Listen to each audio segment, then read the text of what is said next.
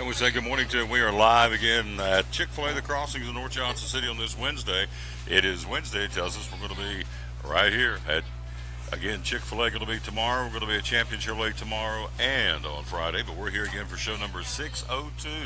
Again on this Wednesday, September the 27th, 2017. We thank you for being with us, and we are here ready to rock and roll. We always dedicate our show to the man who hung on the cross. Today, no different, of course. Jeremiah 33:3 is the verse of the day, and it is simply says, "Call unto me, and I will answer you, and teach you great and unsearchable things that you do not know." How about that? Let's try it again. "Call unto me, and I will answer you, and tell you great and unsearchable things that you do not know." And so that's where we are. It's what we're doing again on this Wednesday. We always dedicate our show to the man who hung on the cross unashamedly. We do that. Big thanks yesterday to April and Evan and Tommy, and certainly the owner Spencer and Bracken Paving and Asphalt Maintenance. Had a great time there. And so we will be back there in October. We love that, coming up next month. We found ourselves a new home, one of the original sponsors of the show. Again, we are into show number 602. By the way, the countdown to Christmas, if you're interested, most aren't. 88 days to Christmas 2017. So countdown's on. Hot here. It's going to start cooling down this weekend. Still no rain in the forecast, so folks are complaining about no rain. It is dry, but again, as I told them, I would rather have no rain and dry than be underwater like those folks were down in Texas and Florida, and certainly Puerto Rico. Can you imagine somebody telling you, if you can even hear, since all the power is out, that you're not going to have any electricity for 2 or 3 months at the minimum? It's incredible. And so the president, I saw where he's going to be going down there next week to survey the damage. And so the cleanup has begun in Puerto Rico and certainly in Texas and Florida. It continues there. So dry here, but again, rather have the dry, if I had a choice, than than everything underwater and ruined by lots and lots of water like these folks are going through. And the cleanup continues there as well. Tom Taylor Sports Show, thanks for being with us. 6:02 on the old countdown. We've got stories coming up. The NFL owners, a couple of these owners have backlashed against the national anthem. The players aren't happy, but again, at the end of the day, the owners signed the paychecks, and a couple of them have come out. One in particular we're going to talk about after the break says, no, we're going to line up and we're going to do what we're supposed to do here. And so the players are upset because he has not joined in solidarity with what they're doing. Again, he signs the paychecks. He's the CEO. He'd be the owner of the company, if you will. And so he says, I'm not for this and the way you guys are demonstrating. So it will be interesting to see how this one ends up, because it's going to get dicey, I'm afraid. Also, the story about Rick Pitino and the Louisville basketball program, more allegations. Now the FBI is in on him, and so we'll tell you all about that. It also involves, this thing could really blow up and go all kinds of different directions, because the third party involved here was between, actually 4 parties, the basketball recruit, Rick Pitino, University of Louisville, and Adidas Tennis Shoe Company is involved now in terms of, so says the FBI. The accusations are there. Of course, you're innocent until proven guilty, but the accusations are that there was money paid out through Adidas to get these kids to go to Louisville because it's a school that uses Adidas products. So, yeah, it's going to be interesting. NASCAR, coming up bottom of the hour, Jeff Birchfield, NASCAR sports writer for the Johnson City Press locally, coming in to assess the third stop of the first round of the Monster Energy playoffs, also the Cup Series and the Xfinity Series. He'll be along coming up here in a few minutes. Greg Salyer, top of the hour after a vacation, back. Tickled to have him back. Does a fantastic job. Final week of the regular season of Major League Baseball. Playoffs start next week, and so we'll assess that. Also, the American League and National League MVPs and Cy Young Award winners. We'll see who he thinks are in the running for those postseason awards. Also coming up a little bit later in the show, Michael White, the sports information director at East Tennessee State, told him to come over and brag on the Bucks. He said, man, I'd love to. So he's going to do that. Football team heading off to Greenville, South Carolina this weekend to take on the Furman Paladins. So lots going on. And so we're here live at Chick-Fil-A, the Crossings in North Johnson City. Again, our verse of the day, one more time, Jeremiah 33:3 says, "Call unto me, I will answer you and tell you great and unsearchable things that you do not know." How about that? You think we know everything goes on in this world? No. It also says in the book of Isaiah, my ways are not your ways. So there's going to be things I'm doing that you don't understand, you're not going to understand, and I don't want you to understand because I'm God. Period. End of story. So, but he does say, I will answer you if you call unto me, and I will tell you great and unsearchable things you do not know. So he'll let you tap into some of it, but he's God. We don't need to be told everything he's doing. We don't need to get his approval. Or he doesn't need to get our approval, I should say. We do need his approval, but he doesn't need our approval to do what he's going to do because he's a righteous and sovereign God. Quick break. We'll be right back. We'll jump in and take a look at the NFL briefly. I'm not going to spend much time on that one, but I think it's interesting. One of the owners says, no, I'm not all for what you guys are doing. We'll talk about that. And also the scandal with Rick Pitino. Isn't it a shame you got to start your show with stuff that's not positive, but it is newsworthy? We'll talk about it next year on the Tom Taylor Sports Show. Blue Lizard Australian sunscreen originated in Australia, where sunscreen standards are the strictest in the world. Although our products are now manufactured here in the U.S., we continue to adhere to the most stringent Australian standards to offer the best in broad-spectrum sun protection. Blue Lizard, the brand most recommended by pediatricians and dermatologists. Our smart bottle turns blue in the presence of UV rays, reminding you to cover up. You bring the sun, Blue Lizard brings the magic. It's Chevy Truck Month, Take 2 at Champion Chevrolet on the Motor Mile in Johnson City. The savings and selection of over 600 new Chevys to choose from are at an all-time high. 1500 All-Star Crew, $11,000 off. 1715 All-Star Double Cab, $10,000 off. 18 Equinox LT, $5,000 off. 17 Traction Traverse, $5,000 off. Shop us online 24/7 and remember our Saturday parts and service hours. Champion Chevrolet on the Motor Mile in Johnson City, where we leave you asking, how do they do that? At Bristol Orthotics and Prosthetics, they treat thousands of patients each year dealing with diabetes and its effects. Diabetes overtaking our nation and leaving a path of destruction behind. Through wound care, office visits, and preventive care, they see most of the patients after a problem arises. Using diabetic footwear such as shoes and inserts, a great way to prevent or prolong skin breakdown and amputation. At Bristol Orthotics and Prosthetics, they use only custom molds from patient mold inserts, which further ensure a great recovery, or better yet, prevents a wound from happening. They use custom molded shoes, bracing, custom inserts, and extra depth diabetic shoes to prevent wounds or other skin issues from beginning. Call today, 1-800-524-4447. 39 years, 6 locations, 1 family. Bristol Orthotics and Prosthetics, 1-800-524-4447. Any day is a good day to get a tray from Chick-Fil-A. Over 10 to choose from. Perfect for having the gang over to watch the big game. Birthday parties, church get-togethers, backyard gatherings, everything from fruit trays to garden salad trays to nuggets and chicken strip trays. And for the sweet tooth, try the cinnamon cluster or chocolate chunk cookie tray. So you see, any day is a good day to get a tray from Chick-Fil-A. Chick-fil-A at the Crossings in North Johnson City. At FCA, we're touching millions one heart at a time. Since 1954, the Fellowship of Christian Athletes has been putting the heart and soul in sports by challenging athletes and coaches to impact the world for Jesus Christ. As the largest sports ministry in the world, FCA now reaches over 2 million people annually on the professional, college, high school, junior high, and youth levels. Through this shared passion for athletics and faith, lives are changed, one heart at a time. Learn more at fca.org.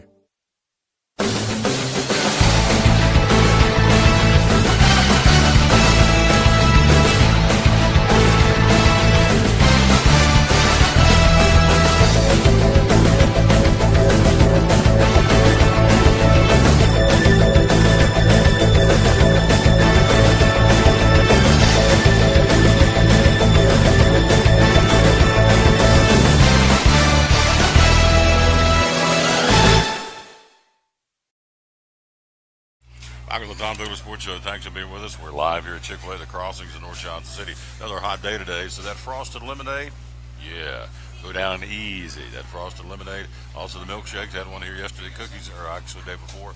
A good old chocolate milkshake with whipped cream and a cherry on top.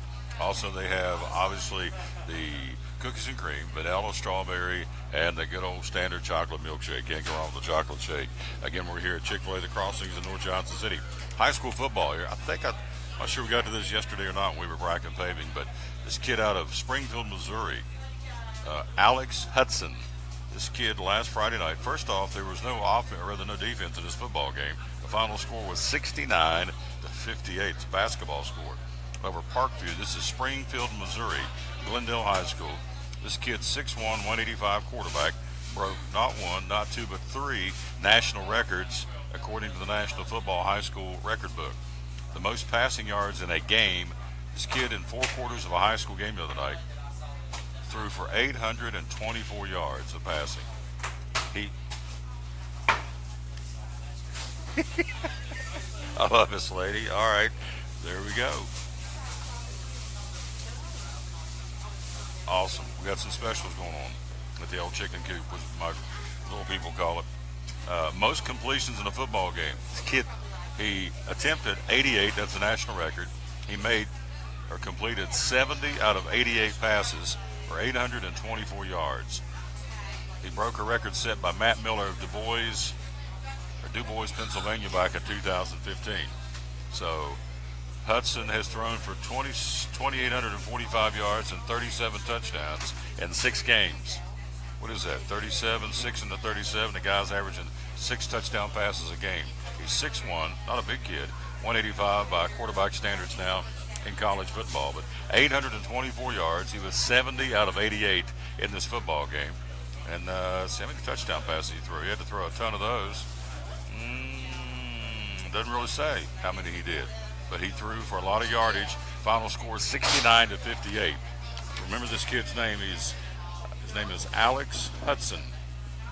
Hope I don't put on my glasses. Alex Hudson from Springfield, Missouri. NFL news. Not much we're going to talk about on this show. We told you we're not going to give much props to these guys at all. In fact, this is pretty much all we'll talk about today on this show about the National Football League. I'm over it. Panthers owner Jerry Richardson comes out. This is his statement from the owner of the Carolina Panthers NFL football team. Quote, "We are proud of the men we have on this football team. Our players have been active and impactful participants in making our community stronger. From the first time I stepped in an NFL locker room at Memorial Stadium in Baltimore back in 1959, I have lived and seen the sport's ability to bring people of all backgrounds together. Here's the catch. Politicizing the game is damaging and takes the focus off the greatness of the game itself and those who play it." Now, he has every right to say that. He's the owner of the team. He signs the checks. Politicizing the game, which I think he is right on. When I flip on the show, I've told you this 100 times, when I flip on a football game, I don't want to hear what Joe Schmo's social platform is. When I turn on the Emmys, I don't want to hear a social commentary when they win an award. I want them to thank God, because that's who gave them the ability, first off. And then whoever they want to thank, producers, wives, husbands, whoever. When you watch an Emmy award show or any kind of award show, when I flip on a football game, I don't want to hear what somebody has to say about anything as far as anything socially. If I flip on a football game, I want to see what's going on between the chalks. Same with baseball, between the baselines, on the basketball court, between out of bounds, inside the out of bounds stripe. That's what I'm there to watch, to be entertained. I don't need to hear your social commentary. Do that on your own time. That's what he's saying. He is saying, again, politicizing the game is damaging, takes the focus off the greatness of the game itself and those who play it. Now, the players are not happy, the Carolina Panthers. Here's the Panthers' response. According to Joe Person of the Charlotte Observer, the statement from Richardson and the delay in Richardson making a statement is beginning to weigh on the players and the Panthers locker room, and they are growing, quote, frustrated. They want to meet with him privately. Okay, you can, but at the end of the day, this is his football team. He signs the checks. And that's not a bullying thing. That's the way it is. It's not like, well, he can do what he wants to. Well, to a point he can. It's his team. Person also reports that Coach Ron Rivera, who himself is the son of a veteran, believes players should find different ways to protest, but is concerned about making sure the Panthers locker room does not become fractured. Hence, that's why he has spoke to his team on Monday about these issues. So Rivera is concerned because this is a polarizing topic, and it has both in the NFL and out of the NFL. You line up anybody right now, and you're going to get real quick their thoughts on kneeling or not kneeling during the national anthem, or didn't like what Trump said or did like what Trump said, or whatever. It is a polarizing topic that has the potential to just rip this country right down the middle. That's the sad part. But again, we go back to this story in the Charlotte Observer written by Joe Person. The Panthers are frustrated because he said you can't politicize the football game. You go back and read it as he said it. Quote, politicizing the game is damaging and takes the focus off the greatness of the game itself and those who play it. So we'll stay tuned and see what's going on with the Panthers as that continues. Looks like it's going to kind of escalate as far as players being frustrated. End of the day, again, a broken record, but end of the day, he's the owner of the team. He signs the checks. You're an employee of the Carolina Panthers or whatever sports team you're an employee of, being paid professionally. You need to abide by the rules. There is protocol in the National Football League as well. Then you have those rules, and you have rules individual team by team. So there you have it. And I don't know what those rules are because they differ team by team. But again, these guys own the team. It's no different than working at XYZ company. CEO says, show up for work, here's what we're going to do, and on your time, not on my time, on your time, do whatever you need to do to exercise your First Amendments as a citizen of the United States of America. College basketball, Louisville coach Rick Pitino releasing a statement last night regarding the ongoing FBI investigation into his basketball program. See, we start the show off with negativity, except for this football kid out of Missouri. Anyway, FBI is in on the University of Louisville and the Department of Justice, revealing they've had a year-long investigation into bribery and fraud in college basketball recruiting. Pitino's quote is, "These allegations come as a complete shock to me." This guy must live in a bubble. He didn't know anything about all the stuff that was going on in the basketball dormitory when the last scandal. And then back in 2011, of course, his mistress came out and, brought that to the forefront. He obviously knew about that. But he doesn't know anything about this. Didn't know anything about the basketball or the scandal in the men's basketball dormitory for 4 or 5 years it went on. Didn't have a clue. Now this is a complete shock to him that the FBI and the Department of Justice has been for a year investigating his basketball team. If true, I agree with the U.S. Attorney's Office that these third-party schemes initiated by a few bad actors operated to commit a fraud on the impacted universities and their basketball programs, including the University of Louisville. Pitino goes on to say, through his lawyer, "Our fans and supporters deserve better. I am committed to taking whatever steps are needed to ensure those responsible are held accountable." University of Louisville confirming Tuesday they are currently under investigation by the FBI. Louisville and by proxy Rick Pitino are connected to the case due to the recruitment, here we go, of multiple players who are alleged to have been provided tens of thousands of dollars in exchange for attending University of Louisville. One in particular back in 2017, 2 years ago, 5-star prospect Brian Bowen appears to be at the heart of this. According to the FBI, their accusations, again in this country, you're innocent until proven guilty. Accusations by the FBI include a $100,000 payment from an Adidas tennis shoe representative to the family of Bowen. Bowen committed to Louisville on June the 5th, this after his recruitment went on for years and did not involve Louisville until the final weeks before he pledged to play basketball for the Louisville Cardinals. So Pitino, who won a national championship in 2013 with Louisville, has previously survived calls for his dismissal. He was embroiled in a sex scandal that led to extortion charges against his mistress back in 2011. Then after a self-proclaimed madam revealed in 2015 a year-long prostitute stripper scandal at Louisville in the men's college basketball dormitory that he didn't know anything about. Pitino again kept his post. That scandal's been reviewed by the NCAA, and the Louisville 2012-2013 championship banner hangs in the balance. Case is under appeal. So stay tuned. Where there's smoke, there's fire, as Daddy used to say. And it looks like there's some smoke coming out of the wood pile. It's the Tom Taylor Sports Show number 602. Quick break. We'll come right back. We'll take a look at college football, something positive. We'll run down the scores for you, get you ready for a big weekend of college football, and get the very latest. Nebraska finding an interim athletic director. We'll tell you all about that coming up. And more right after this break. Live from Chick-Fil-A, show number 602, the Tom Taylor Sports Show. American Import and Auto Repair in Johnson City takes care of both male and female customers, but owner Kim Smith says they have a special care and concern for ladies. Being a female in what's considered a man's business, I understand the trepidation that women may have when they come to the shop. They feel like they don't know about cars, they might be intimidated, but that's not the way we do business. Everybody's treated the same. We take the time to explain anything that they have questions about, the repair, the process, the part. We want to make sure people are comfortable with what we're going to do to their vehicle and that they understand. We do cater to women in a sense. We have a real nice waiting room with nice Keurig coffee and flavored creamers, air-conditioned, cushioned seats, TV, everything a girl could want while she waits for her car to be fixed. American Import Auto Repair in Johnson City, open 6 days a week. Call today at 913-3111. At Bristol Orthotics and Prosthetics, they treat thousands of patients each year dealing with diabetes and its effects. Diabetes overtaking our nation and leaving a path of destruction behind. Through wound care, office visits, and preventive care, they see most of the patients after a problem arises. Using diabetic footwear such as shoes and inserts, a great way to prevent or prolong skin breakdown and amputation.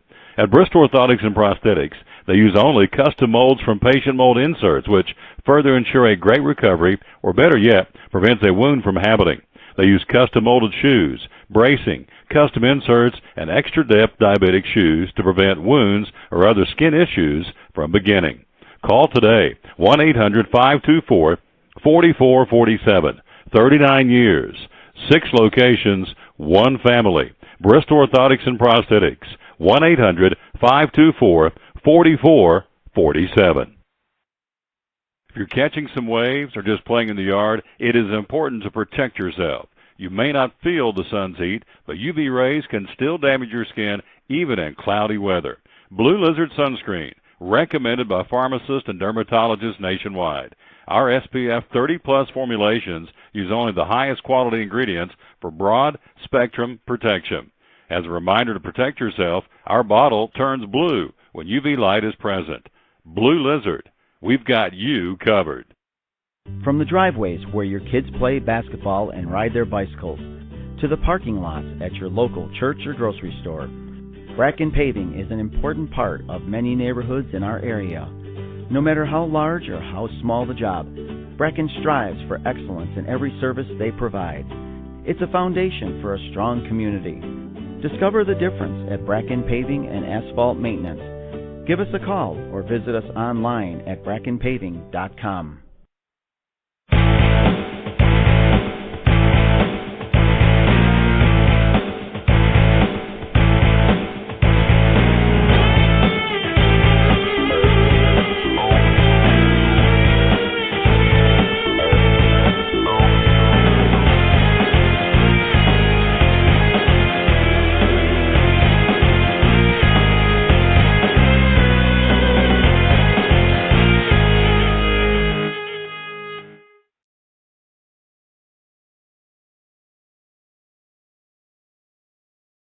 Back with the Tom Taylor Sports Show. Thanks for being with us live here at Chick-Fil-A, the Crossings in North Johnson City. By the way, got some specials going on. Coming up on Friday here at Chick-Fil-A is National Coffee Day. Free hot or iced coffee Friday morning from 6 till 10 here at Chick-Fil-A. Also, tomorrow, free offer card with a breakfast mobile order at Chick-Fil-A. And today, 2 free small soft drinks or tea with a 30-count snack, with a 30-count nugget snack tray. That's today here at Chick-fil-A. So that is a special going on today. 2 free small soft drinks or tea with a 30-count nugget snack tray. That's today here at Chick-fil-A. All right, breaking news. Here we go. NASCAR icon Dale Earnhardt Jr., first Major League figure in stock car racing to endorse athletes who kneel for the national anthem. Earnhardt, this is perfect timing because Jeff is going to join us coming up here in just a second. Earnhardt has come out to say he endorses athletes who kneel for the national anthem. Earnhardt's statement, which came via Twitter, broke with the rest of the NASCAR establishment, which made news for vigorously coming out against athletes who sit or kneel during the national anthem.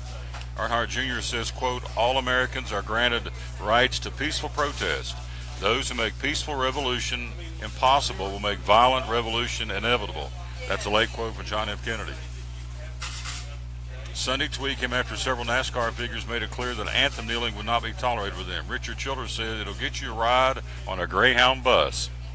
He added that anybody who works for me should respect the country we live in, so many people gave their lives for it. This is America. So this is out this morning, just off the old cell phone. NASCAR icon Dale Earnhardt Jr. became the first Major League figure in stock car racing to endorse athletes who kneel for the national anthem. Wow. You got to know that's going to have a ripple effect across the sport. We've got my man here with us. Quick break. He's in the house. Jeff Birchfield. We're going to talk NASCAR. I guess we'll kind of react to this here. This just now came during the break, so we will see what he has to say about it. And we've got lots more NASCAR. We got folks on the bubble going into the last round of the first round. I'm sorry, the last race of the first round of the playoffs. So lots to talk about NASCAR next. Jeff Birchfield joins us from the Johnson City Press here on the Tom Taylor Sports Show. At American Import Auto Repair in Johnson City, one of the 8 areas of your vehicle that takes constant continuing education is the air conditioner on your vehicle. Well, you would think that AC would be a simple one, but it's getting to be a lot bigger than just AC. It's the management of the system, not just AC, but heat and everything. It's a lot more computer controlled than it used to be. It used to be just a little button on the dash that you pushed. Now there's all kinds of electronics involved in that. Braking systems used to be fairly simple. Now some of the newer vehicles, you have to have a computer to actually operate the braking system to make sure that it's okay after you've worked on it. Computer controlled of the engine is becoming very important. There's a lot to that. Each one of these areas, the technology is just tripled and quadrupled in the last few years. It's hard to keep up. You really need to stay in the books and know what's going on with them. American Import Auto Repair, Johnson City, open 6 days a week. Call today at 913-3111. Blue Lizard Australian sunscreen originated in Australia, where sunscreen standards are the strictest in the world. Although our products are now manufactured here in the U.S., we continue to adhere to the most stringent Australian standards to offer the best in broad-spectrum sun protection. Blue Lizard, the brand most recommended by pediatricians and dermatologists. Our smart bottle turns blue in the presence of UV rays, reminding you to cover up. You bring the sun, Blue Lizard brings the magic. It's Friday night at 7 o'clock. You've been involved in a car accident. You may be out of state on vacation or just a few miles from home. What do? Who do you call? At Farmers Insurance Group, one call is all you have to make. Hello, this is Jim Klein, an agent with Farmers Insurance. It's called One and Done. You don't have to wait till Monday morning to file a claim. You can make the initial call and we'll begin right away to help you. We assist you in moving the vehicle to a certified repair shop, getting you set up with rental car, and informing your agent. Then here the staff at Jim Klein Farmers Insurance, we follow the claim through to the end. It's that easy. One and Done. We're your one and done location for all your insurance needs. Auto, home, life, commercial, workers' comp, and bonds. We can help you with all your insurance needs. Give me a call today, Jim Klein Farmers Insurance at 247-5400, your one and done location in Kingsport, 247-5400. Hi, I'm Rob Cole with Bays Mountain Park. There's something for everyone at Bays Mountain Park. Whether you're an outdoor enthusiast or simply looking to get away and relax, Bays Mountain Park in Kingsport, Tennessee is the perfect destination. For only $4 per vehicle, enjoy 3,500 acres of breathtaking scenery, featuring 40 miles of hiking trails, wildlife habitats, one of the Southeast's premier planetariums, and much, much more. For more information, please visit www.baysmountain.com or call us at 423-229-9447. Bays Mountain Park, one of the Tri-City's best places for learning, leisure, and recreation.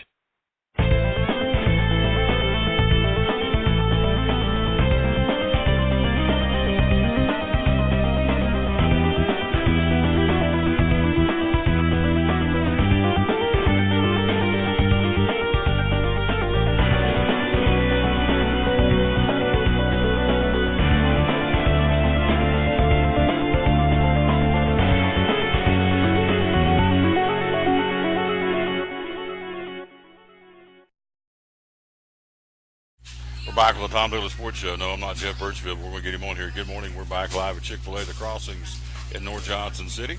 And let's hit that boom. And The REB, our buddy Jeff Birchfield. Good morning, sir. First off, welcome back. He was in Florida for a while, and now he's back, and we're glad you're back, big guy. Yeah, nice to be home in a way. All those beautiful down there in West Palm Beach, for sure. Yeah. Did you go surfing? Never did go surfing, but I did go to the beach quite a bit. So that's a nice thing, living down there. Get off work, and 10 minutes later, I'd be my toes in the sand. Did you go get, what's this little thing's called? The something dollar, sand dollar? Oh, sand dollar. No, I never did, but did get a lot of seashells and all when my daughter came down there, so that's good. I love this guy. He's back. He was down there for a while, moved back, and so we're glad he's back. And gosh, here we go. Perfect timing. I'm reading about Junior's comments about kneeling for the national anthem, and you look at me like, well, maybe I need to be so. Good timing to come in as I was talking about that, because this came across my phone. But you were telling me he actually released this a couple of days ago, right? Yeah, sure did on Twitter. He had actually put that out. It might have been yesterday, but I noticed it earlier. You were asking, my opinion as someone who has been in the military. I'm not for kneeling during the national anthem. I thought the Dallas Cowboys probably handled it as well as anyone I've seen so far. If you want to kneel, do it before the anthem, and then when the anthem's playing, be respectful to the anthem. I'm about it right there. You served in which branch, by the way? I was in the Army. United States Army. I did not know that. So something else, another ounce of respect that go his way, because he was in the military serving our country. Again, we are talking to Jeff Birchfield, NASCAR reporter with the Johnson City Press. So you've been around the sport how many years? Since you're a little guy, right? Yeah, since I was a little boy and all. And that being said, people have, their opinions and all. I know all of us are different, and that is a great thing about America. But, just for me personally, I'm not for kneeling during the anthem. Nor am I. So, and I didn't serve in the military. My father did, Semper Fi, United States Marine Corps. And so I'm not sure how he's gone, of course. I'm not sure how he would take all this. I don't think he'd take it very well. So anyway, having said all this, what do you feel like, since you've been around the sport all these years, what will be the backlash, if any, towards Dale Jr. by his fan base and just by NASCAR in general? I think, his fan base, he might, hear a few boos and stuff this weekend. Dale Jr. has been a little more liberal on his politics. I'm not a big fan of politics and sports. I had the opportunity yesterday, and maybe some people were disappointed, but with Eric Jones was testing up at Bristol Motor Speedway, to ask him, about that. And I never, broached the subject, To me, it's more about, I cover, sports. That's what I like to, focus on with the sport.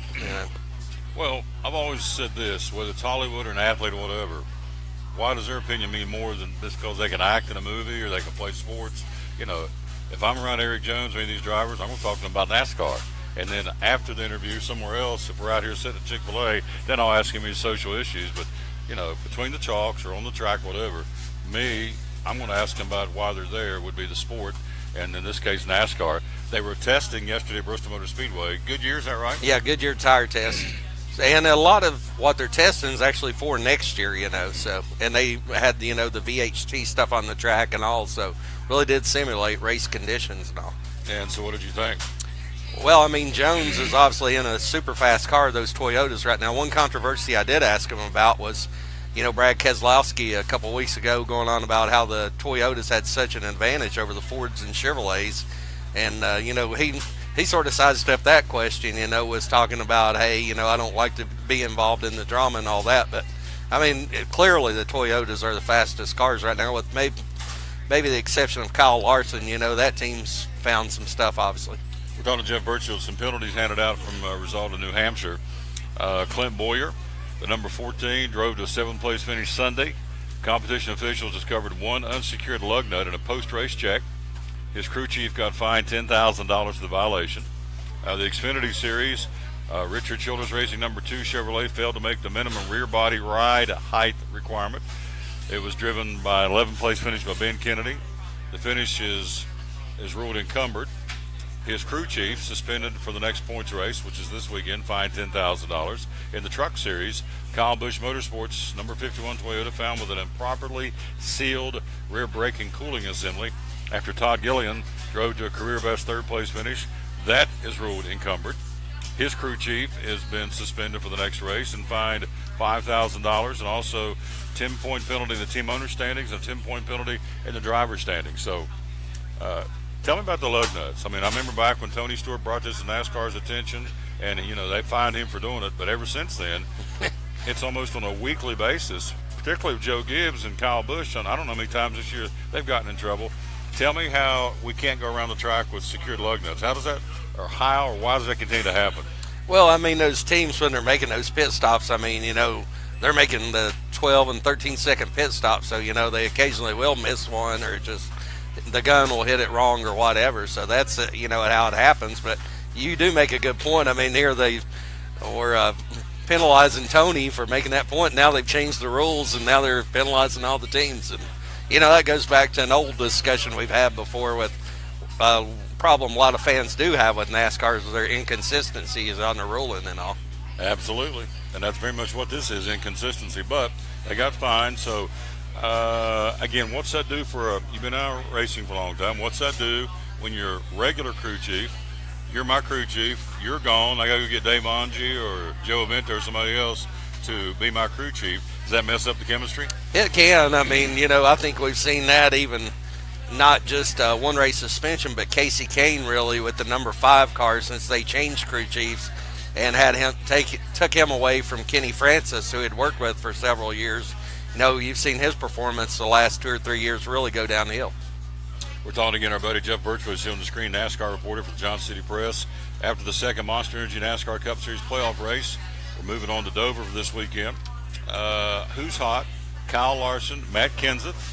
Who's not right now is Kurt Busch and Casey Kane. The bottom 3, and this is the cutoff for the round of 16 down to the round of 12 this week. You have 8 spots with 12 drivers trying to get into because 4 are already nailed down. Martin Truex Jr., Kyle Busch, Kyle Larson, and Brad Keselowski have already moved into the second round of the playoffs. So you got, as I said, you got to get 12 total drivers. You got 8 slots, 12 drivers to squeeze into 8 slots after Sunday. Who it favors, it says here, Jimmy Johnson, Matt Kenseth, Ryan Newman.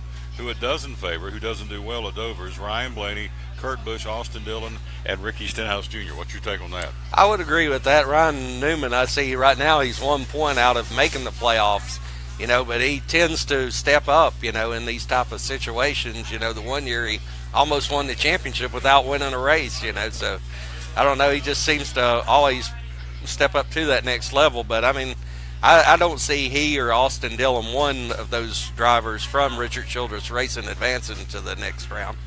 The cutoff is, at this point, if it stopped today, the 4 guys would be out. Would be Austin Dillon, Ryan Newman, Kurt Busch, and Casey Kane. There's a lot of wins there in those 3 guys, Newman, Kurt Busch, and Casey Kane, in fact, a former champion. And so you don't feel like these guys, who do you feel like is not going to move on?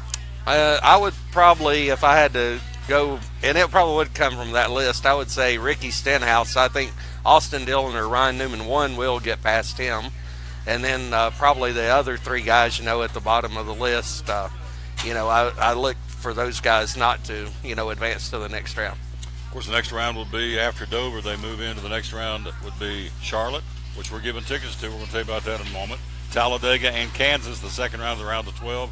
Then down to the round of 8, Martinsville, Texas, and Phoenix. And then Homestead will be the final 4 for the championship in November. What would be the chances ever we could see NASCAR rearranging the schedule and taking the fall race in August and make it part of the playoff for NASCAR, since Bristol's the best track in the circuit? I think it is the best track in the circuit, but I think it hurts it as far as playoffs, like that, because, I mean, they still have monster crowds for their Monster Energy races there, so it's good. Especially, especially the night race in August. I mean, they have struggled some with the Food City 500, but, hopefully they'll get that crowd back as well now. I think what we saw up there in August will spill over to the next spring for ticket sales. I think it helps because, now you've had the last 2 years since they've done the VHT thing, is really the racing's just been phenomenal. So, I think as long as the racing continues to be good like that, Bristol will be a hot ticket. We're talking to Jeff Birchfield again from the NASCAR reporter of the Johnson City Press. The Xfinity Series, here's your top 12 right now in this order. Justin Allgaier is your leader. Cole Custer, Elliott Sadler, Daniel Hemrick, William Byron, Brennan Poole, Matt Tiff, lots of rookies in there for this one. Ryan Reed, Brendan Gaughan, Blake Cook, Michael Annett, and Jeremy Clements What's your take on the Xfinity Series? You know what? The Xfinity Series has been fun to watch this year. I mean, Jeremy Clemens a little back winning the road course race. That's really, I didn't really get to play that up in the paper like I wanted to because it's focused more on our local racing, but that was such a huge upset for that team, which is, you know, basically an independent team out of Spartanburg, South Carolina, to outrun the Joe Gibbs Racing and Stuart Haas and Junior Motorsports teams and all those that have the major funding behind them. And so the Xfinity Series moves into their second round of the playoffs as well. Again, this weekend. We'll talk more about that coming up tomorrow. Then the Truck Series, they're running 8 for their championship, and right now it's Christopher Bell, Johnny Sauter, Matt Crafton, Ben Rhodes, Austin Cindric, Kaz Gralla, Chase Briscoe, and John Hunter Nemechek are the 8 in the Camping World Truck Series. Yeah, and you've got a couple of veterans there with Johnny Sauter and Matt Crafton, but Christopher Bell has really been so impressive in that Kyle Busch Motorsports truck, and you know, he's just a phenomenal driver. He won back in before the NASCAR season even started. One of the biggest races of the year as far as sprint cars is the Chili Bowl out there in Tulsa, Oklahoma, where they run indoors, and you know, he won that deal. So that's a race Tony Stewart won twice when he is a sprint car racer, and then Christopher Bell won it this year.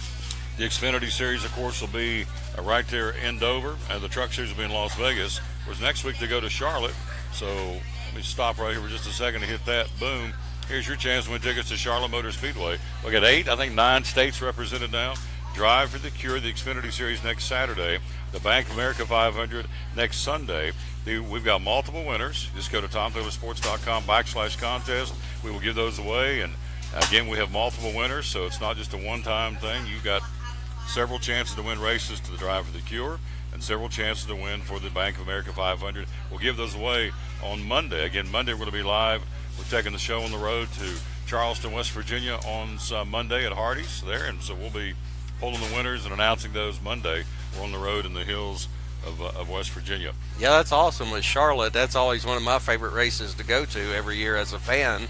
You know, I mean, it's close to the Tri-Cities from my house. I live in Unicoi. I can get there like in 3 hours, basically. But it's also, you know, all these modern tracks have been built have really been designed after Charlotte. You know, they were the first track really innovative with the condos in the turns and all that type of stuff and the luxury suites. I mean, just a beautiful facility over there. And plus, if you go as a race fan, it's a great trip you can make. You can visit the NASCAR Hall of Fame, the North Carolina Auto Racing Hall of Fame. You can go visit Hendrick Motorsports and Roush Racing and Penske Racing and all these different race shops, you know, so you can make a little mini vacation out of it. Make it, if you're, you know, really into NASCAR like that. And you are. Yeah, I have before. I've gone over there and just done the whole shop tours and, you know, the tours of the Hall of Fames and all that. And I mean, I'm really enjoyable, you know, particularly if you like the history of the sport like I do. Love having this guy on the show. He has so much, brings so much to the show. Again, we're talking to Jeff Birchfield, the NASCAR reporter for the Johnson City Press, Eric Amarola, Matt Kenseth, Danica Patrick, Kurt Busch. Who am I leaving off? Michael McDowell. There's 5 that I can say right out of the chute that are not signed for 2018. And the seats are becoming at a premium as well, right? Yeah, they are. I mean, I think Kurt Busch probably will get re-signed with Stuart Haas Racing, you know, with the sponsorship deal and all. I know Smithville moved from Richard Petty Motorsports over to there, but some of those other guys, it's hard to see them having a ride in the Cup Series next year. So where do you go? What do you do? In the case of like Eric Almirola, I look for him to maybe go back to the Xfinity Series and run some, and possibly the same with Michael McDowell. But, you know, Danica Patrick, I'll be honest, she's stated she wants to be only in the Cup Series. She's not interested in going back to IndyCar. She's not interested in stepping down to Xfinity. And plus, she says she wants a top-notch ride. She's already been in a top-notch ride her entire career, so, and really not done anything in it. I mean, I'm not, you know, downing her, but I mean, it's, you know, just a fact. So I don't see her in the sport, you know, other than, you know, unless she decides to go, you know, the media route or something like that. You see front row come back to that second team since Eric Jones left. They were talking about sponsorship, and you see them bringing that second team back to put one of these guys in one of those seats? Well, I think you just mentioned the key, which is sponsorship. And, you know, a lot of times companies are later to announce, you know, than they have been in the past. A lot of times they'd want to get ahead and announce like multi-year sponsorships, but now it's tough for a lot of race teams to get more than 1 year sponsorship. We're talking to our buddy Jeff Birchfield Casey Kane, act of desperation to go Levine, or that was a good move? What's your take on that? I think it's a little bit of a desperation. I mean, but then again, there's a limited number of good rides out there, but it's not a ride that I would I mean, I know they get some support from Richard Childress Racing, but it's not really a ride where I expect to see him in the winner's circle next year. So if I could pin you down and say, who do you think is going to win the championship this year in all three series, starting with the trucks? Who do you think can win that? In the trucks, I'd put my money on Christopher Bell. I think he's really been the strongest driver for most of the season. Xfinity?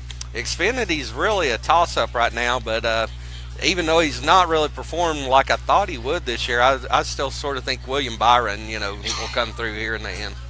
And then, of course, the Cup, Monster Energy. Cup, everyone's putting their money on Martin Truex Jr., and, I mean, he's definitely had the fastest truck by far. Even last Sunday at New Hampshire after the truck was damaged, he still had the fastest, car, had the fastest car in the field. But something tells me if it's a one-race playoff and the four drivers, three of them look to be Martin Truex Jr., Kyle Larson, and Kyle Busch, and then the fourth one, it's, sort of up in the air who that would be, but in that scenario, I wouldn't put my money on anyone other than Kyle Busch. I personally feel like he's the best driver out there. Kurt Busch going to re-sign with Stuart Haas for a pay cut? I think he probably will, and it may not be a pay cut, depending upon how the sponsorship works out. Will they fill Danica's seat? That's a good question. I don't know if they'll go back to 3 cars or not. And then again, I mean, I hate to use this as a pat answer, but it's really the truth. It is sponsorship. Sure. You were asking the job I had in Florida. That was one of the things happened. We were supposed to have sponsorship for a professional series, and it didn't come through. But we still have the Sportsman series going. So as a result, you're back here. Yeah, part of that, and then some other factors as well. But the name of the game is, and it's true, it's sponsorship. You've got to have the dollars. For folks out there who may not know this, to sponsor a team in NASCAR for the whole year is what kind of money we're talking about? Millions? You're probably talking $40 million, one of those top teams. And then the deal with that is that's one reason nowadays, I mean, it's so hard to get sponsors because you don't have like the old days where Goodwrench sponsored Dale Earnhardt and Miller Genuine Draft sponsored Rusty Wallace and Folgers Coffee sponsored Mark Martin. Now you've got different companies that split up the sponsorship. Like you'll see on a car Kyle Busch is a good example. M&M's does so many races, Double Mint Gum does so many races, Skittles so many races, So you have different companies that are sharing the load on that. There you go. Glad you're here. You hungry? I'm hungry. I'm hungry. I'm hungry. It's good. Some taters. I'm glad he's back. He adds a lot to this show. He sent me a text last night and said, I don't know if I can remember how to do this. I thought, no, man, you're a pro.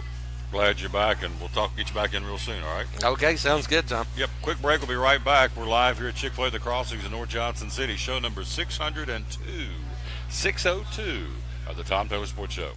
American Import and Auto Repair in Johnson City takes care of both male and female customers, but owner Kim Smith says they have a special care and concern for ladies.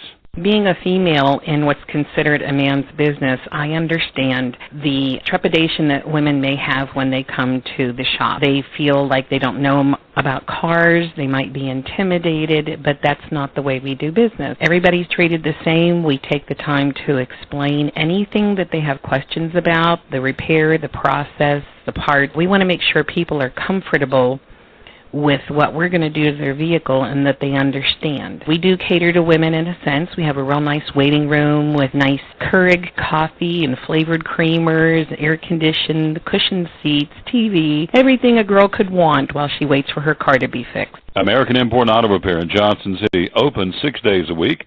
Call today at 913-3111.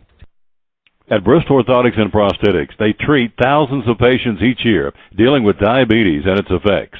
Diabetes overtaking our nation and leaving a path of destruction behind. Through wound care, office visits, and preventive care, they see most of the patients after a problem arises. Using diabetic footwear such as shoes and inserts, a great way to prevent or prolong skin breakdown and amputation. At Bristol Orthotics and Prosthetics, they use only custom molds from patient mold inserts, which further ensure a great recovery, or better yet, prevents a wound from happening. They use custom molded shoes, bracing, custom inserts, and extra depth diabetic shoes to prevent wounds or other skin issues from beginning. Call today, 1-800-524-4447. 39 years, 6 locations, 1 family. Bristol Orthotics and Prosthetics, 1-800-524-4447. If you're catching some waves or just playing in the yard, it is important to protect yourself. You may not feel the sun's heat, but UV rays can still damage your skin even in cloudy weather. Blue Lizard Sunscreen, recommended by pharmacists and dermatologists nationwide. Our SPF 30-plus formulations use only the highest quality ingredients for broad spectrum protection. As a reminder to protect yourself, our bottle turns blue when UV light is present. Blue Lizard, we've got you covered. From the driveways where your kids play basketball and ride their bicycles, to the parking lots at your local church or grocery store, Bracken Paving is an important part of many neighborhoods in our area. No matter how large or how small the job, Bracken strives for excellence in every service they provide. It's a foundation for a strong community. Discover the difference at Bracken Paving and Asphalt Maintenance. Give us a call or visit us online at brackenpaving.com.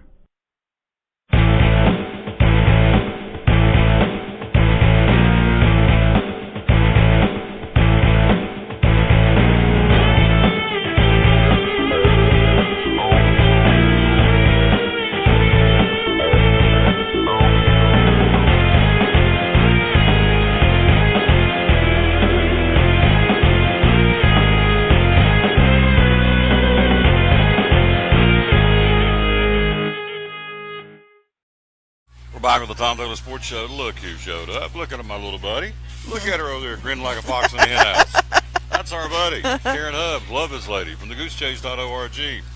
Let's talk about, saw on the front page, Monday morning's paper, Tanner Cook. I know, awesome. Half marathon.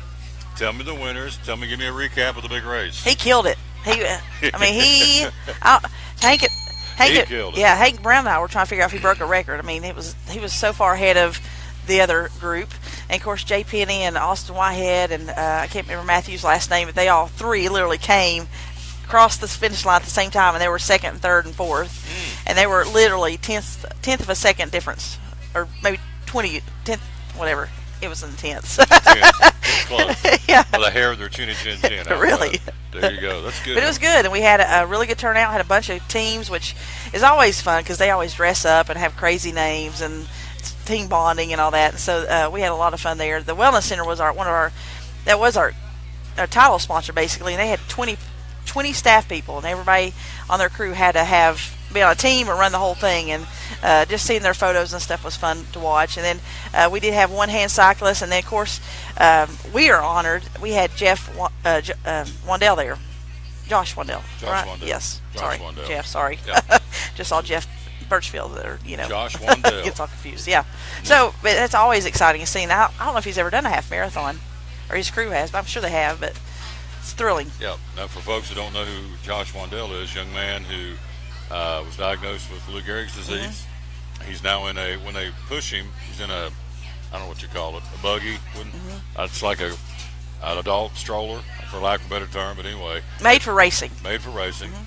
Probably a buggy would be better, and they push him through the race, and he races and competes. Yeah, he does. He has a racing bib and everything. And so he is fighting. He's a fighter. And so faith over fear. Faith over fear. Josh Wandell, so he was there. So he had a great turnout. So now we move the calendar to the next event. We do. Goliath. We do. In the Gorge. That's right. The Northeast Tennessee's toughest race. And it's the closest thing to a Tough Mudder and a Spartan in the Tri-Cities area. I guarantee it. And we have 3 different races. We have a kids race. So if you have kids that are 10 and under that want to get out there and get muddy and get some color on them and just have some fun, we got that option for them. And then for people that just likes to be active, that still want to have a good time, that's not a typical 5K race, we have a 5K option, and they'll still get a good assortment of mud and water and different things that Doe River Gorge offers. And then the 10K is, of course, the Big Daddy. And, we take them all over the mountains of Doe River Gorge. I hope they're in shape, is all I can say. It's going to be tough. It's going to be tough. And so this is a race. It's a different kind of race, but this type of race is really catching on around the country, isn't it? I think it was a year ago or 2 years ago, it was the fastest growing sport in the United States, was these obstacle course races. And of course, the CrossFit world is really taken off, and a lot of CrossFitters like to do this because there's more activities than just going out and running. I mean, for individuals that do our race, they'll have a chance to go through a paintball course, and you might get hit. We'll have a helmet for you and everything.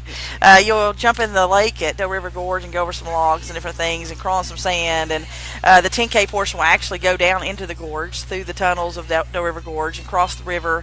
And then we got some different hoists and climbing walls and bunch of mud and tires to go through and flip. And it's a lot of fun. It's a lot of fun. And just being out there at Doe River Gorge is gorgeous. I mean, it's a heaven. Yeah. No question. And coming up in October, the temperature's going to start getting cooler. Mm-hmm. What does that mean for us here? That means the leaves will start turning. So by the time we get to this race mid-October and we get some rain in here, it's going to turn these leaves. It should be a beautiful, very picturesque weekend at Doe River Gorge. So last year was the inaugural event, right? It was. And I work with 3 guys that used to work, actually 4 guys and several others, but mainly 3 that helped me put this together, and all of us worked at Doe River Gorge at some point in some time, and so we all have a love for Doe River, and Terry Mahan and Ken Stolfus and Ryan Vernon, that whole group, the Jensens, the whole group that sort of built Doe River Gorge. We're all part of that big family, and myself and one of the girls that works with us, we were actually the first staff. We were part of that first staff. There was like probably 20 people that did everything that 100 people do now at Doe River. I'm like, we had pioneers for sure. We were picking up boulders the day before camp started. Paving the way. But we all are very fond of Terry Mahan, and just he was my youth director when I was in high school, and so we just want to give back. And so it's a race that highlights Doe River Gorge. And then that Saturday after our race is over, and on Sunday they're going to have their fall family fun festival day. Or there's 4 F's in there. I don't know if I got all 4 of them, but Family Fun Fall Festival. Thank you. That sounds good. Sounds good to me. Either way, you get to go. They'll have train rides. They'll have different activities that the families can come and participate in. They'll have food vendors, barbecue, and different things. Craft fair. It's a lot of fun, and it's time to just enjoy the fall season and enjoy Doe River Gorge. And it's a great event. And I think last year was their largest crowd. About I think 2,500 people is what I was told that came out to it. So we hope that our race was a big part of that, and so we're trying to really build that weekend to be a great event for Doe River. How many did you have for the race last year? Well, we had a good turnout. Let's just say that. It was our first. We put together like 3 months and try to get some marketing out there, but we had a pretty good turnout, but everybody that left loved it. So, and if you do Spartans and Tough Mudders, the cost, we're like a drop in the bucket compared to the cost of those other ones, and you still get the same type of activities and obstacles, and it's a lot of fun. Tough Mudders and Spartans is what we're talking about. Yeah. Now, that's coming up on October the 14th. Yep, October the 14th, Doe River Gorge. Tease us about what's up after that. You've got a couple other races coming up. We do. We're going to be busy the next 2 months. The weekend after the Goliath of the Gorge, we will have Scarecrow, Skedaddle, and Shindig, which is a race that we do with Niswonger Children's Hospital. And they will have a 5K race and a 1 mile race, or 1 mile fun run, and then afterwards they go into the dome. There's a bunch of activities there for kids, and they do costume contests and different things. It's a lot of fun, and the big highlight there is we have a modified race. So if you have a child or know someone that needs assistance with a walker, wheelchair, just a coach, we will have coaches available, and they will actually do a 200-meter little run, and it's a lot of fun. And last year we had a young boy that had 3 brain tumors, and of course all removed, and it affected his eyesight. He was blind, but he did the prayer, and I swear it was like a revival. You look up and everybody's crying. So it's a neat race. And then 2 weeks after that the following week we have we're teaming up with Dr. Sarah Phipps. She is a veterinarian, and she is going on the mission field in Bolivia with her husband, and they're going to do a little bluegrass barbecue in Bolivia benefit concert at Buffalo Mountain Camp. So if you want to go there, it's going to be on Thursday, October the 26th. And then November the 4th, we have the S'mores Run on the Tweetsa Trail, which is a lot of fun, and we're teaming up with your friend and my friend Hank Brown on that one. And we start at the trailhead at the Tweetsa Trail in Alabama. We run 3.5 miles into the trail, and then we finish at the Smokehouse Barbecue Restaurant, where there is plenty of chocolate marshmallows and graham crackers for you to enjoy, plus barbecue. And we proceeds go to Appalachian Service Project for that race. And then our final race of the year, that very dear to our heart, is the Turkey Trot. Thanksgiving Day. Thanksgiving. And then we sleep for the month of December. Like a bear, she hibernates and comes out ready to go for the spring. So all this, by the way, is right here on the website, thegoosechase.org. Our buddy Karen Hubbs. So let's get you back in another week or two and promote the old Goliath in the Gorge again. All right? Sounds great. Can we do that? Yep. All Thank right, you. Good job. She's a sweetheart. Quick break. We'll be right back. We'll go from running to baseball. He's back off on vacation. He was down in the sand, had his toes in the sand. He got his batteries recharged. Our buddy Greg Sauer talking Major League Baseball. Also later in the show, Michael White, the Sports Information Director of East Tennessee State, will be along to brag on the Bucks. All that straight ahead. We've got college football, and again, lots more to talk about. Baseball next year in the Tom Taylor Sports Show. At American Import and Auto Repair in Johnson City, one of the things that owner Tim Smith is most proud of is their hard-earned certifications. We are an ASE Blue Seal shop, which is important because what it tells the customer is we care enough to get certified, not in one certain area of cars.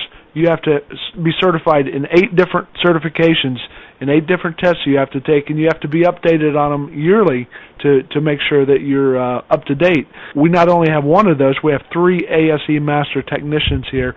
With the ratio, it goes into a ratio, and we're a Blue Seal shop, so it tells you that we care about training and we care about knowing about your car.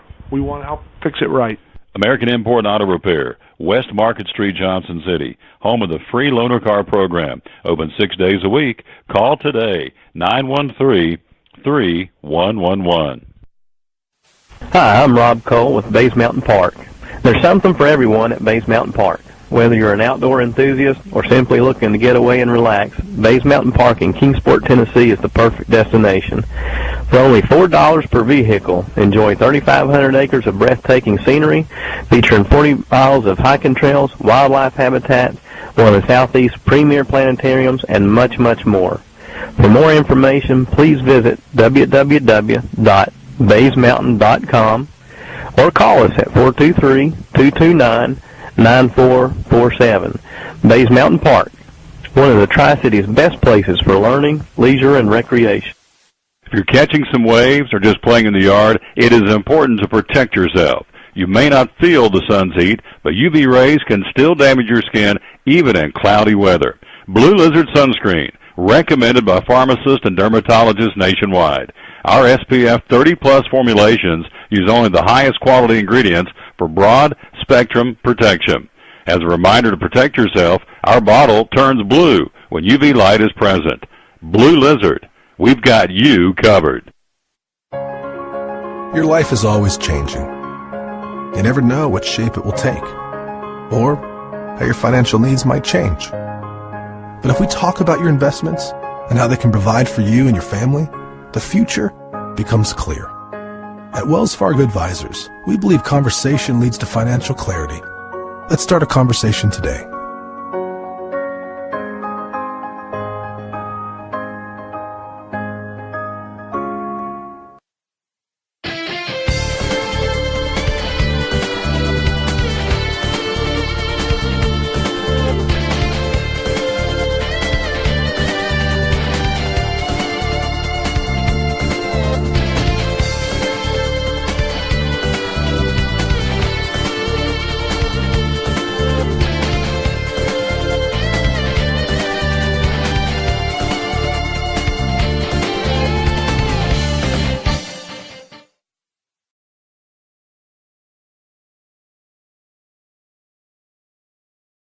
Back on the Tom Taylor Sports Show right there. You have until tomorrow night to pick him, and we got to get number 4 in there. It would be Jerry McNeil from Elizabeth. And so our first winner, Eugene Jeffers of Greenville. Second winner, Tracy Clark of Kingsport. Third winner, Tony Briggs of Watauga. Fourth winner will be, we'll get that in there tonight, Jerry McNeil from Elizabeth. And go there. You got 5 high school, 5 college to pick. We don't gamble. We're just looking for, this is for funski, for entertainment purposes only, although you win a $25 prize. So go there, and good luck. You have until tomorrow night to do the pick and panel, because Friday night, of course, will be the high school part of it. Then while you're also qualifying, be sure and go back again, as we said earlier, go here to TomDouglasSports.com/contest and win tickets to Charlotte Motor Speedway. Again, you can drive the Cure 300 on next Saturday, the Xfinity Series, the Bank of America 500 next Sunday. This is part of the playoffs, of course. And so go to TomDouglasSports.com/contest, and there you be, and good luck. All we need is first name, last name, town you're from, and email address, and good luck. You may win yourself some $25 on the picking panel, or win tickets, multiple winners, by the way, to Charlotte Motor Speedway. All right, there he is. He's back from vacation. You are in the sand and surf, correct? Yeah, at least At for the one beach? day, and went two different directions. Went over to the coast of North Carolina for a few days, and got some R&R, and then did a college visit with my oldest daughter up in Ohio. And Beach, Ohio. Okay. yeah, it You've was been on the road, Willie. It was a lot. We figured out almost 2,000 miles Good. that week. Yeah, it was long. So, but it was good. It was good. Drove through your home state. Did you stop and salute or sing, or I stopped and ate. when you went through West Virginia? I stopped and ate. Where'd you eat? I ate at a Ruby Tuesdays in Beckley. In Beckley. Good experience, I hope. Yeah, I was starving. Anywhere I stopped was Make a going difference, to be good. There you go. He was famished, so stopped in good old Beckley, West Virginia. So Yeah. good stuff. So Yeah. how did the college visit go? You like it? Yeah, Yeah. I liked it too. Yeah. So Think that's where she's headed? I don't know, Don't because know I yet. mean, after the other college visit, that's where we thought she was headed. So Yeah. we've got to weigh some pros and cons now, and see what happens. You know, neither school has a football team. Both schools have baseball and basketball, and both are NCAA Division II schools. Yeah. So It's in a fun time, but a nerve-wracking time as well, right? Yeah. Because this is the first, getting ready to leave the nest, and been there, seen that movie. It's tough. So Yeah. but where it's exciting because they're getting ready to go to that another season in life, but then you don't want to let them go, but you got to let them go. So Yeah. tough stuff for mom and dad, but at least you got a chance to hang out with her, and be there with her, and all that stuff. Yeah, and we did get to see the Reds and Cardinals play ball. So really? yeah, So, yeah. yeah, and I'll tell you, that made our drive that much worse because. Well, that meant we didn't get to our hotel in Cedarville, Ohio until about 15 after 12 Oh. the night before the college visit. AM. So, yeah. Not PM. AM. AM, yeah. Oh, was Mrs. Sawyer with you? She was, Oh, boy. and middle daughter as well. So there were 4 of us on the trip. Only 2 of us went to the game. Right.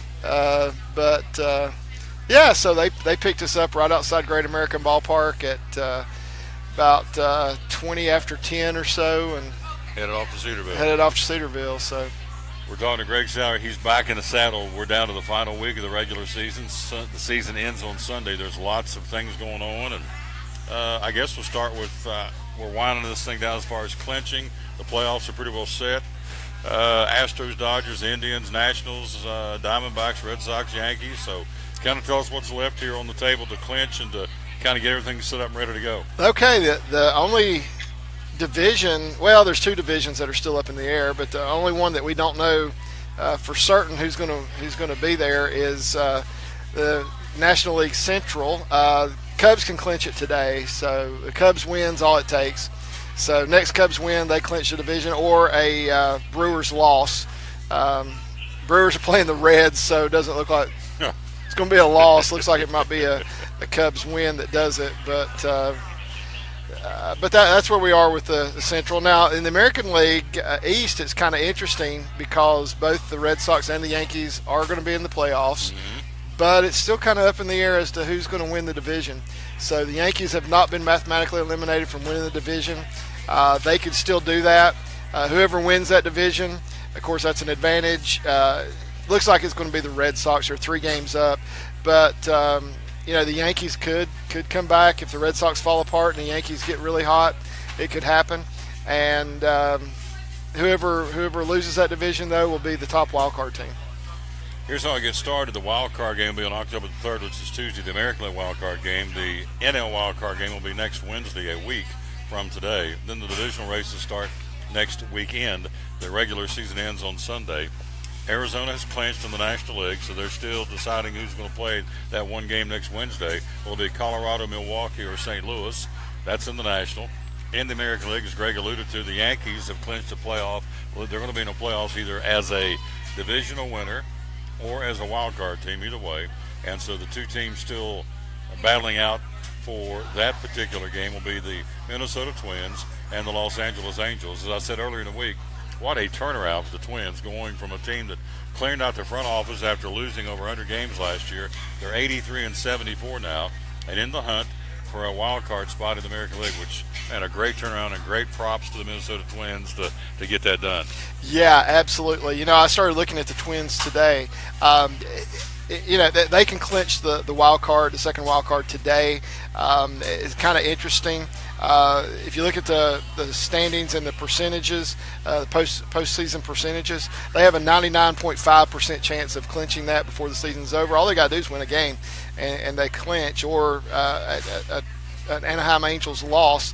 So it's going to happen, I think, and the Twins will get in. But, they're coming off a 103-loss season last year. Their record was 59-103. And, this is basically the same team they had last year. I mean, because I looked it up. Their key departures: left-handed pitcher Pat Dean, left-handed pitcher Tommy Malone, third baseman Trevor Plouffe, and catcher Kurt Suzuki. And they added Jason Castro and right-handed pitcher Ryan Vogelsong. At the beginning of the season, when the experts were grading them on what they did in the offseason, they got a D. So preliminary grade, D. It says the Twins have D. a D. Wow. D. They said they haven't done anything to improve themselves. They're probably going to lose 100 games again, was what people were saying about them. And now we're talking about them playing in the postseason in the wild card game next week. So the obvious question would be, was it managerial change? What was the turnaround? What got it going? Well, they didn't have a managerial change. It's still Paul Molitor. They did change their front office, though. So I don't know how much that affects the players that they have. But these guys just got motivated and decided they were going to win this year. And Paul Molitor motivated this team, and I went all the way back to the beginning of the season and pulled up an article just to see what people were saying about the Twins, and basically it said getting out of the AL Central basement and back to respectability will instead rest on the young shoulders of Buxton, Sano, Berrios, and others. And if they falter, another 100-loss season and a second straight uneventful winter are practically guaranteed. That's not the case. This team is going to be in the playoffs, and I think they're going to be a dangerous team in the playoffs. I think some of these young players are showing that they're for real. I think it'll be the Yankees and the Twins in the wild card game. If that is the case, I look forward to seeing that game. I think it'll be exciting, and I think either one of those teams could move on in the playoffs after the fact. So how this works, the divisional winners are in. There's going to be one game, again, next Tuesday for the American League, next Wednesday for the National League, and those two teams will play in the playoff, and that team will move into the one-game wild card playoff game. The winner of that game moves into the playoff scenario, which starts next weekend in both leagues. So from yesterday, Pirates beat the Orioles 10-1, Yankees over the Rays 6-1, Phillies over Washington. Bryce Harper's back. Phillies beat them 4-1. Mets beat the Braves 4-3. I'm going to ask you about the Braves manager here in a second. Twins over the Indians 8-6. Blue Jays rock Chris Sale and the Red Sox 9-4. Chris Sale lasted only 5 innings against the Blue Jays, yielding 5 earned runs on 8 hits. Among those 8 hits were 4 home runs. Wow.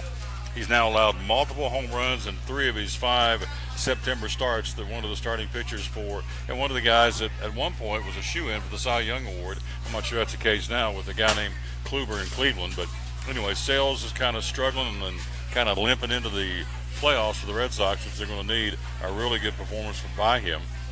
Brewers over the Reds 7-6. I said that like, I shouldn't have said that. Let me re-say that.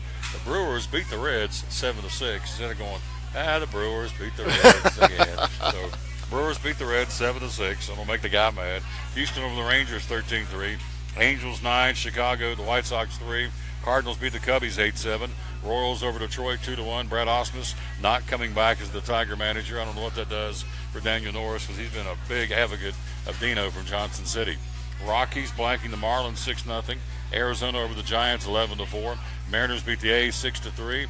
And the Dodgers beat the Padres 9-2. That's action from yesterday. Atlanta Braves, manager says he wants to come back.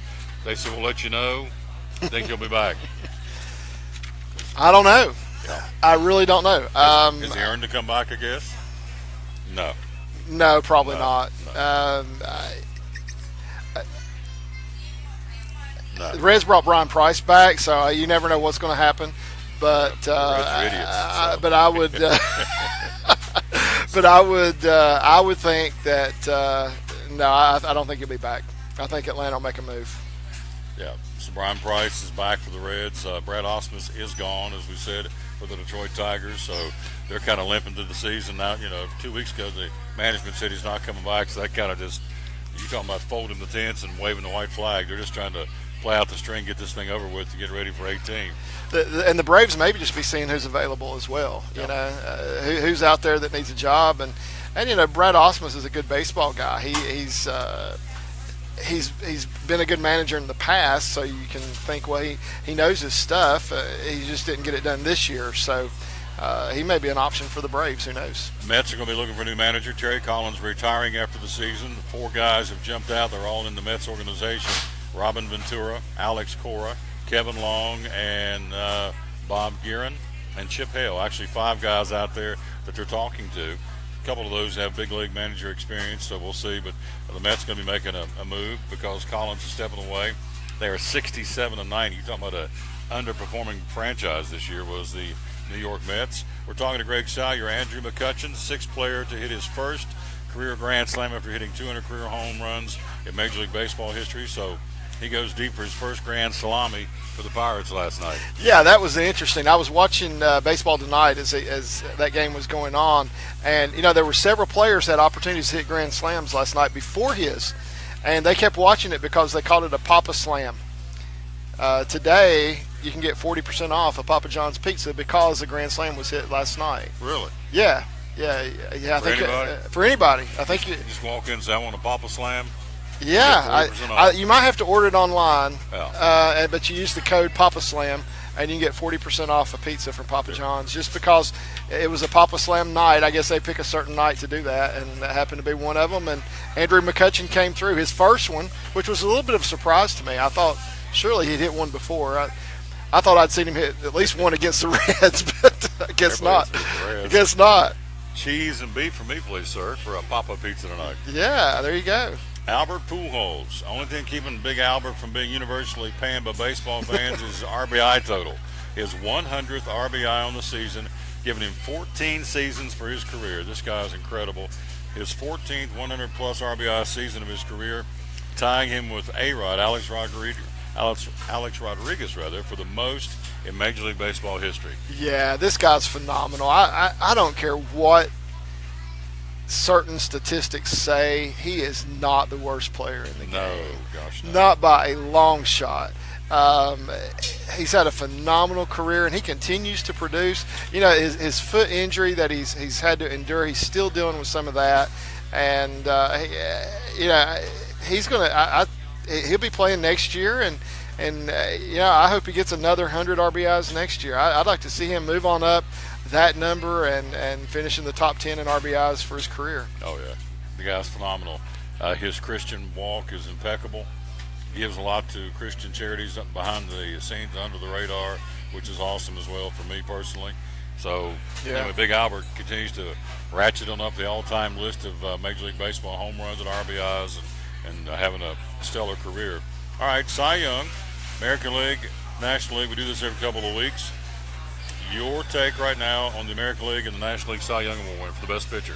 Well, you've already said it about Chris Sale. I think before last night you may have put him in that conversation, but he was hoping to get at least 13 strikeouts last night to pass Pedro Martinez for most in a season for a Red Sox pitcher. He had 5, I know, early on in the game, and I didn't keep up with the rest of the game, but as I was watching part of that game.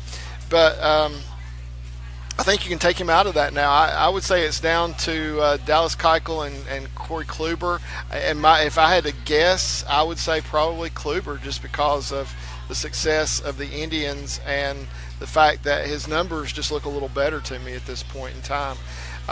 National League, even with Kershaw being hurt for a good portion of the season, I think you still got to put his name out there. He is still, to me, the best pitcher in baseball.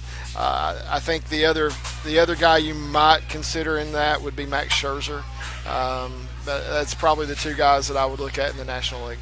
This guy did not read this, but that's exactly what the pundits have said here. They said Kluber, Chris Sale in the American League, Max Scherzer appears to have a leg up on Clayton Kershaw and several of his national teammates for the Cy Young Award, which is the best pitcher in each particular league. MVP right now. Who do you go MVP? Wow. American League, I still may go Jose Altuve. I think I said that last time, and I think I would still probably go with him. His numbers are great. To see a little guy like him put up the power numbers he has as well, I think is phenomenal. If you want to go with a team that's been real hot and say, okay, who would you take from maybe Cleveland?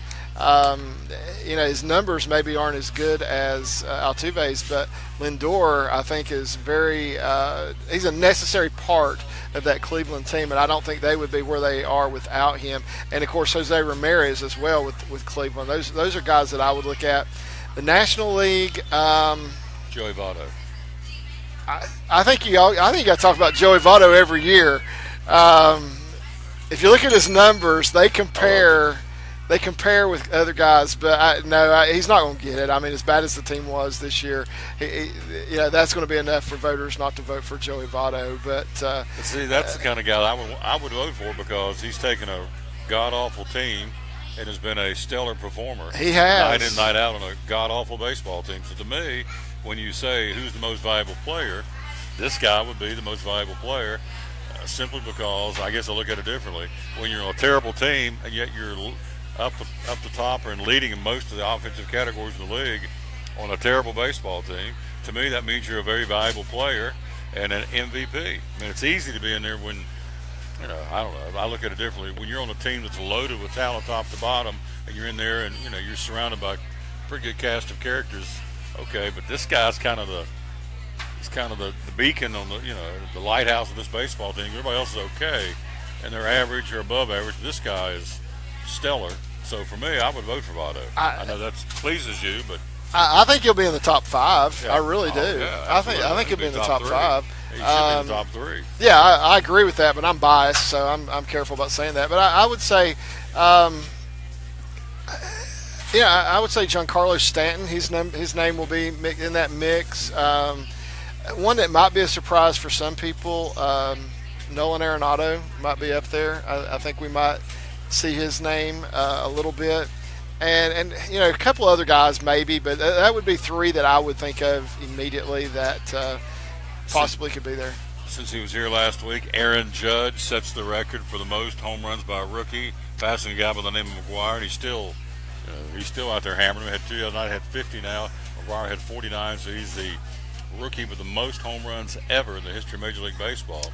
And when you were here 2 weeks ago, we rattled off the list. He's in there for the Yankees alone with, DiMaggio and Mantle and Ruth. I mean, the all-time greats. So this kid's making a name for himself, and deservedly so. Plus, coming out of the All-Star game, he had like a 2 or 3 week, just a terrible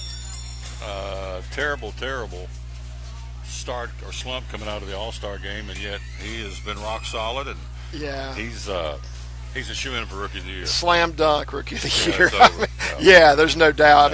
If you think about it too, the rookie home run record for the Yankees on his team, he broke that right after the All-Star break. That was 29 by Joe DiMaggio, and he broke that one easy, and then just has now passed McGuire by one. But he hit about 5 in 3 or 4 days to pass McGuire right there at the end, and so he's still got a couple more days. He could set that bar even a little bit higher, and I'm excited to think that we're going to get to see him play, for maybe 20 more years in the major leagues. Greg's got the postseason schedule coming up here in just a second. Here's today's schedule. A couple of day games to start things off in the National League. Miami at Colorado. The Giants will be in Arizona. Tonight under the lights, Baltimore interleague play in Pittsburgh. Washington and Philadelphia. The Cubbies, we mentioned, in St. Louis against Waka and the Cardinals. Atlanta will be, John Lackey on the mound for the Cubs, by the way. Atlanta will be in New York to battle the Mets. Homer Bailey in Cincinnati, in Milwaukee to battle the Brewers. And San Diego will take on the Dodgers. Again, that'll be Mr. Hill's turn on the mound for the Los Angeles Dodgers in the National League. In the American League, your schedule for today, you got a day game, Houston at Texas. Also a day game, Seattle at Oakland. Tonight under the lights, Tampa Bay will be in New York. Minnesota at Cleveland. The Red Sox hosting Toronto. Angels at Chicago. The White Sox in Detroit will be in Kansas City to battle the Royals. I'm going to try and see you real quick. If I can see the Tigers. Did Dino pitch? He did not. Haven't seen much of him out of the bullpen. He's not getting a lot of opportunities to pitch. No, I think I wouldn't be surprised if they didn't put him in the bullpen maybe next year, at least to start off the season and then see how he does, and then maybe give him some opportunities to start. I think they've been pretty committed to him as a starter, and I think this year that's what they've wanted to do. I don't think they've wanted to bring him out of the bullpen. But don't be surprised if that's the case next year, which might not be a bad move for him. It might be exactly what he needs to get turned around and show that he can be an effective major league pitcher and starter when they give him a spot start or two maybe next year early on in the season. Michael White joins us coming up next. He's coming over to brag on the Bucks. Before we let you go, run it down. So we got the wild card. See, Tuesday will be the wild card American League. Yeah, we'll know that one when we talk again next week. Yeah. Wednesday will be the National League wild card. Then we rock right into the playoffs, which starts next weekend. Playoff scenario is best of 5. Best of 5, yeah, in the division series, 2-2-1 format. So the team with home field advantage plays 2 at home. We'll go on the road for 2, and then 1 at home if necessary. And as we look at this, if it ended today and it was the Twins and the Yankees and the wild card, that's going to be a great game. I really look forward to seeing that game, and then the winner of that would play the Indians, or now the Astros could still catch the Indians for the best record in the American League, and if they do, then the wild card team would play the Astros instead of the Indians, whichever one of those two has the best record. I would be really intrigued to see that Red Sox-Astros series, though. I really want to see that and see what happens. Now, in the National League, of course, the D-backs are in the wild card. Looks like it's going to be the Rockies that they're playing against. I want to say this. I think the Diamondbacks are a dangerous team in a short series. If they win that wild card, then they'll be going to Los Angeles to play the Dodgers, best record in baseball. They've clinched that record throughout home field advantage throughout the playoffs now. But I would say be careful with the Diamondbacks. As good as the Dodgers are, we saw that they can be really bad too. And the Diamondbacks had a hot streak the same time the Dodgers had their losing streak. So you never know what's going to happen between those two teams. So that would be real interesting. Cubs and Nationals, with Bryce Harper coming back, he looked really good last night. He made a couple plays out in right field where he had to go in the corner to field a ball, and he looked like there was no problem whatsoever with that knee. And that I was so glad to see that, because with that injury that he suffered, it just brought flashbacks to the Zach Cozart injury that cost him almost a whole season. So glad that Bryce Harper's going to be back, and I think the Nationals are going to need him and look forward to their series perhaps against the Cubs. Greg Sire, Major League Baseball update. Good stuff as always, man. This guy's spot on. Let's ring a bell for the old boy. There you go. Michael White, Wakes in the Wings, talk about the Bucks, and as the sports information director, you back next week? Yeah. By this time next week, we will have to find out who won the American League wild card game. We will know. Yes, I'm getting excited. So yeah, and all this stuff about who's going to be playing who, we'll know all that except for the National League. You got it. Taters. Yes, sir. Michael White's here. He joins us coming up next. We're live again. We are at Chick-Fil-A, the home of the Commander-in-Chief Tim Birchfield and Connie and all the kids here on show number 602 of the Tom Cover Sports Show. At FCA, we're touching millions one heart at a time. Since 1954, the Fellowship of Christian Athletes has been putting the heart and soul in sports by challenging athletes and coaches to impact the world for Jesus Christ. As the largest sports ministry in the world, FCA now reaches over 2 million people annually on the professional, college, high school, junior high, and youth levels. Through this shared passion for athletics and faith, lives are changed, one heart at a time. Learn more at fca.org. American Import and Auto Repair in Johnson City takes care of both male and female customers, but owner Kim Smith says they have a special care and concern for ladies.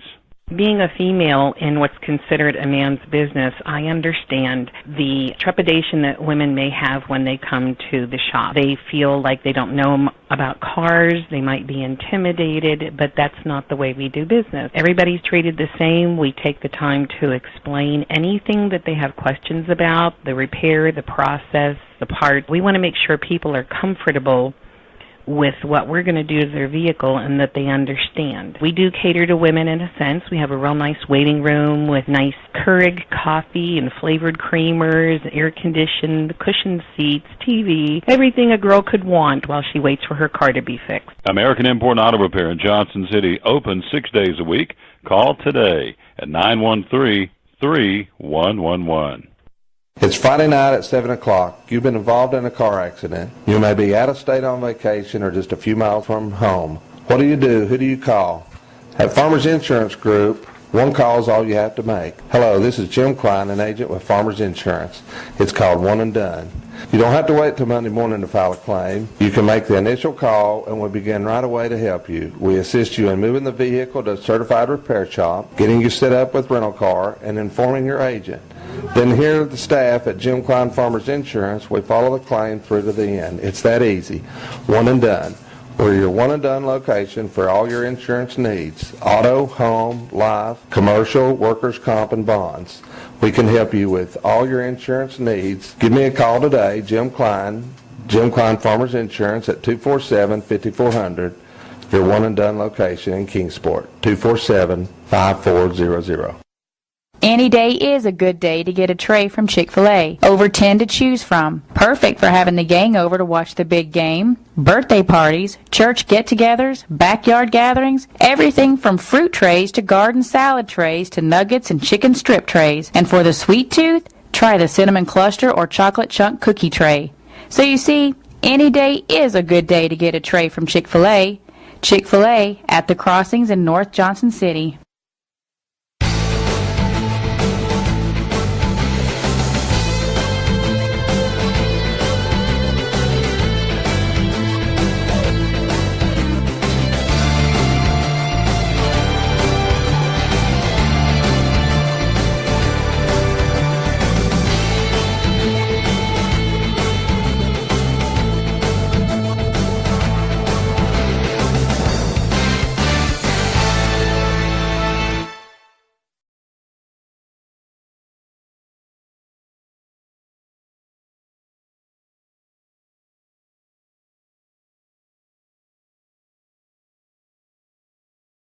Chick-fil-A, don't forget, go right there and qualify for tickets you see on the screen. Drive for the Cure 300, the Xfinity Series next week at Charlotte Motor Speedway, the Bank of America 500 next Sunday, part of the playoff format. All you do is go to TomDouglasSports.com/contest. Again, we have, I think Jeremiah said 8 or 9 states represented right now. These are multiple winners. There's the Xfinity Series, there's the Cup Series next weekend at Charlotte Motor Speedway, the first race in the round of 12. And so free tickets to go to Charlotte Motor Speedway, which, as Jeff Birchfield said earlier when he was here, tain't that far away. So first name, last name, town you're from, and your email address, we can get a hold of you. It's all we need. And we don't sell your name off to any list or anything. It's just we're doing this because we want to provide a service to send you to Charlotte Motor Speedway. There he is, my man Michael White, the East Tennessee State Sports Information Director, is joining us. And I texted him last night and said, do you want to brag on the Bucks? He said, man, I always want to brag on the Bucks. And yeah. What a ball game last Saturday. As Keith Jackson would say, that was baby. That was a bomb bunna. A good one. Definitely was. It was great to see the team play the way they did and to hang in there, and especially in front of a sellout crowd. We were really pleased. with that.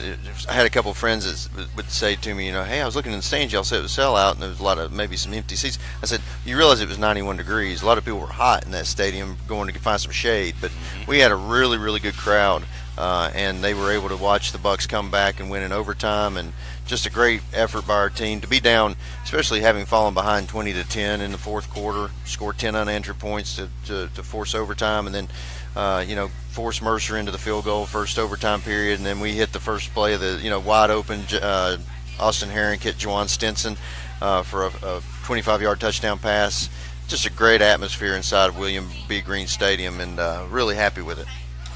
You've been around a while, again, covering this football team in this university. Obviously, we're talking to Michael White, Sports Information Director. So, was this game, in your humble opinion, a corner turner?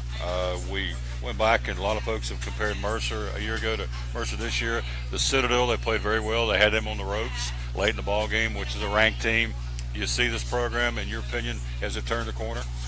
I think we may look back at it one day and think this was that kind of win. I think if you ask the coaching staff, they would tell you, hey, we still have a few to play here before we say we've turned a corner. But I think you've seen little things along the way the last 3 years, especially last year winning our season opener at Kennesaw State, turning around and then beating teams like Western Carolina and a ranked team in Samford in the final game of the year.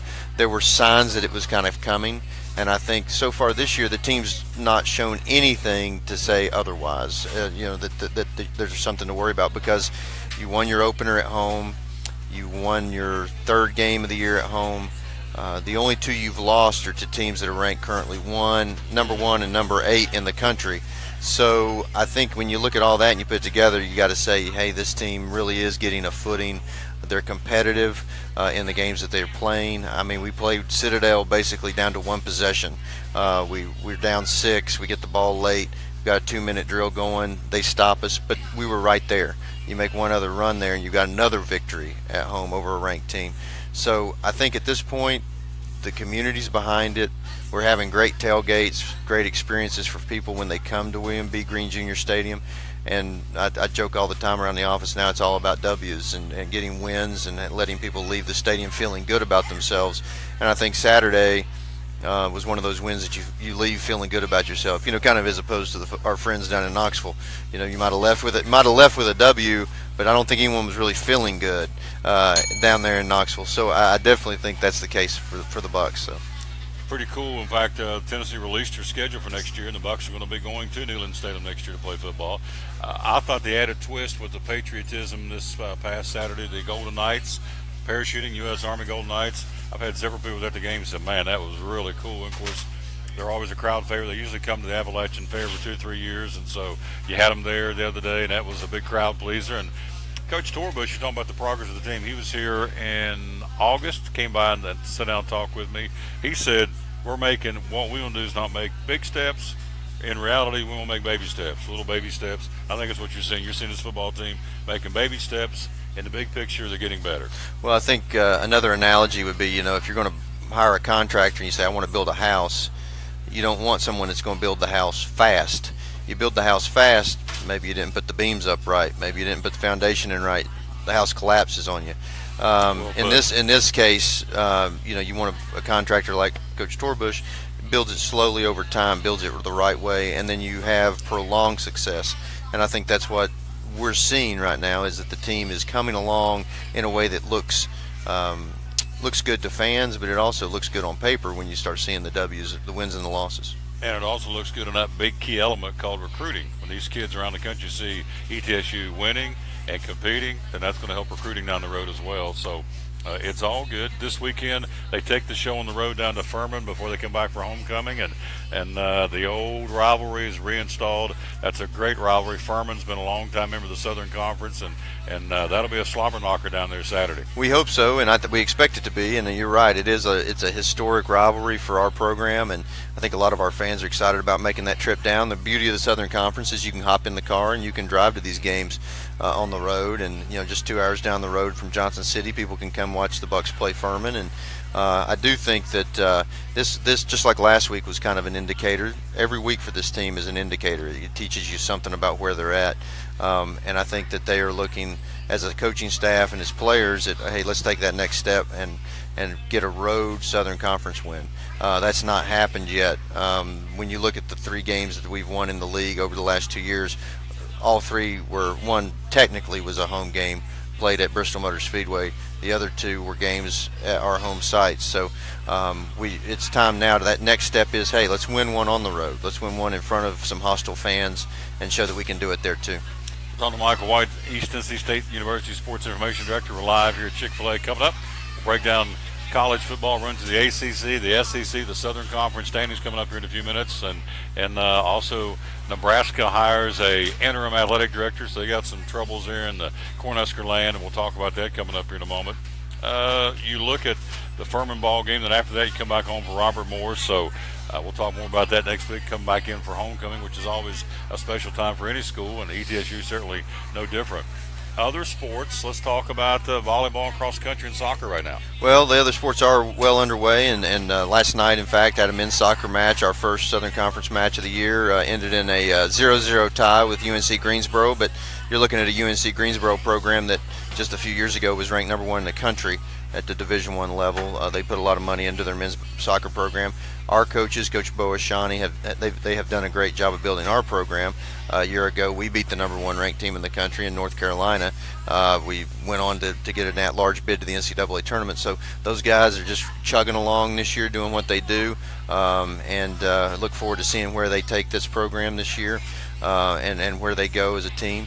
Volleyball, Coach Devine, again, a very competitive team that's doing well. They took a tough loss the other night at home, but they've shown a lot and won a match against Western Carolina as well. So that team, comprised of several local players as well. So whether it's football, whether it's with soccer, whether it's volleyball.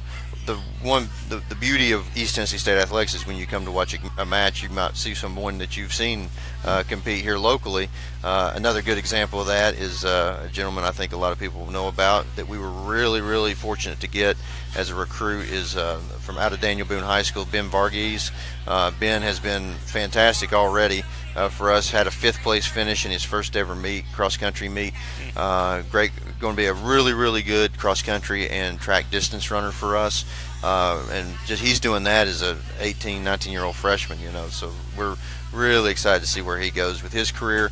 Men's golf, women's golf, both have started their fall season. So it's funny, the other day I did our schedule for our department, and I write out what everybody's going to be doing for the week, and it was just full of events. It was really, really busy. So that's a good thing, and we're excited about it, and looking forward to seeing where these teams go. Of course, the calendar continues to fly by. We're 88 days from Christmas, but we're also very close to the start of college basketball. The Bucks and Lady Bucks getting ready to get after it very soon. Tell me about that. Yeah, practices officially begin on October 1. So when Sunday rolls around this Sunday, both the men's and women's programs are going to be hard at it, getting ready. And I think that's, for everybody that's involved in our program, that's always an exciting time because we do have a reputation here at ETSU for being a program that enjoys its basketball, and obviously coming off a championship season for Coach Steve Forbes last year in the men's program, our 10th trip to the NCAA tournament.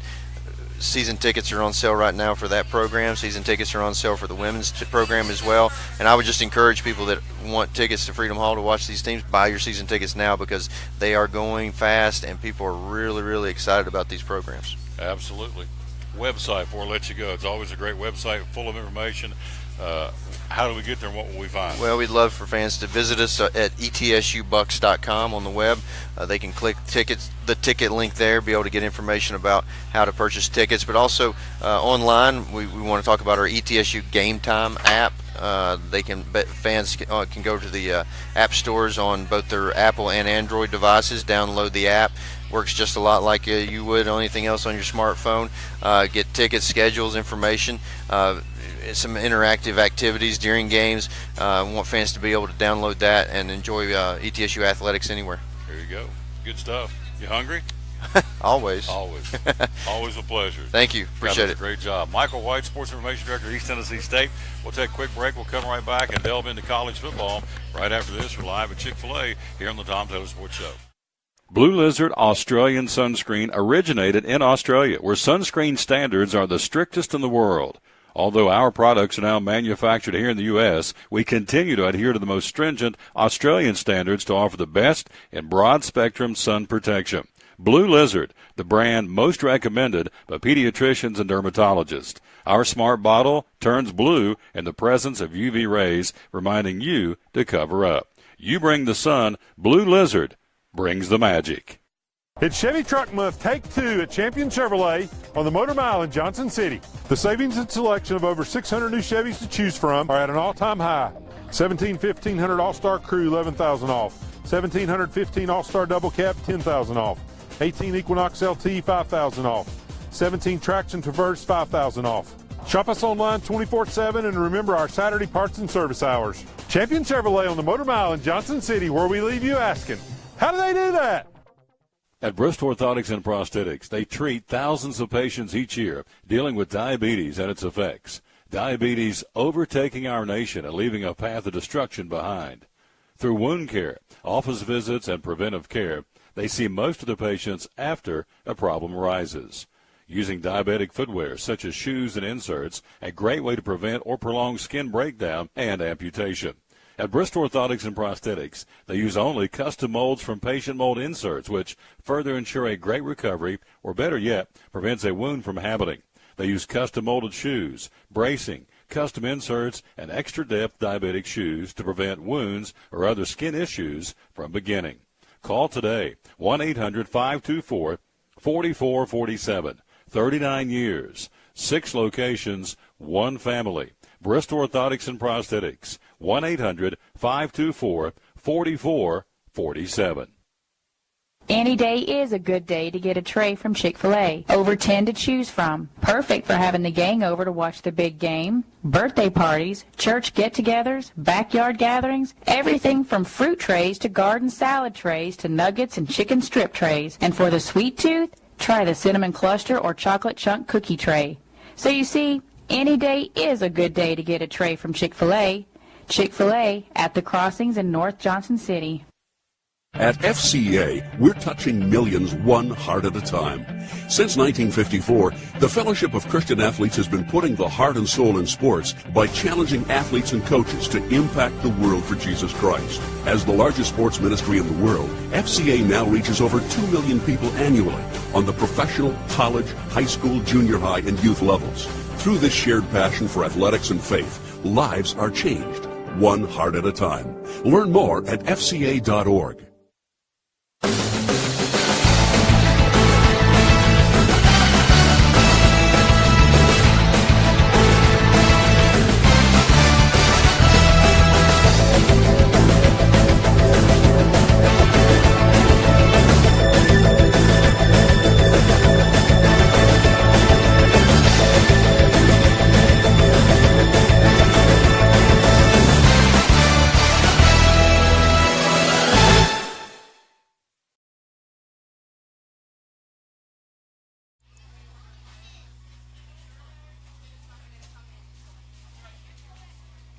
Back at the Tom Taylor Sports Show. Thanks for being with us. Going to be with you for a few more minutes here. We are live at Chick-Fil-A, the crossings in North Johnson City.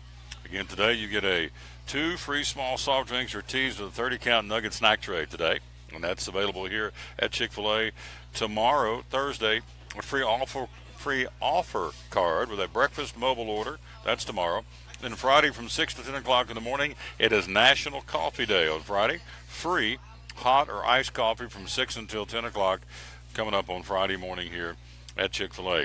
Teams met last year in the ACC Championship game, talking and taking a look at college football. Teams met last year in the ACC Championship game, and the Tigers, Clemson held on for a 42-35 victory over who we're talking about, Virginia Tech. They will play coming up again on Saturday evening at 8 o'clock.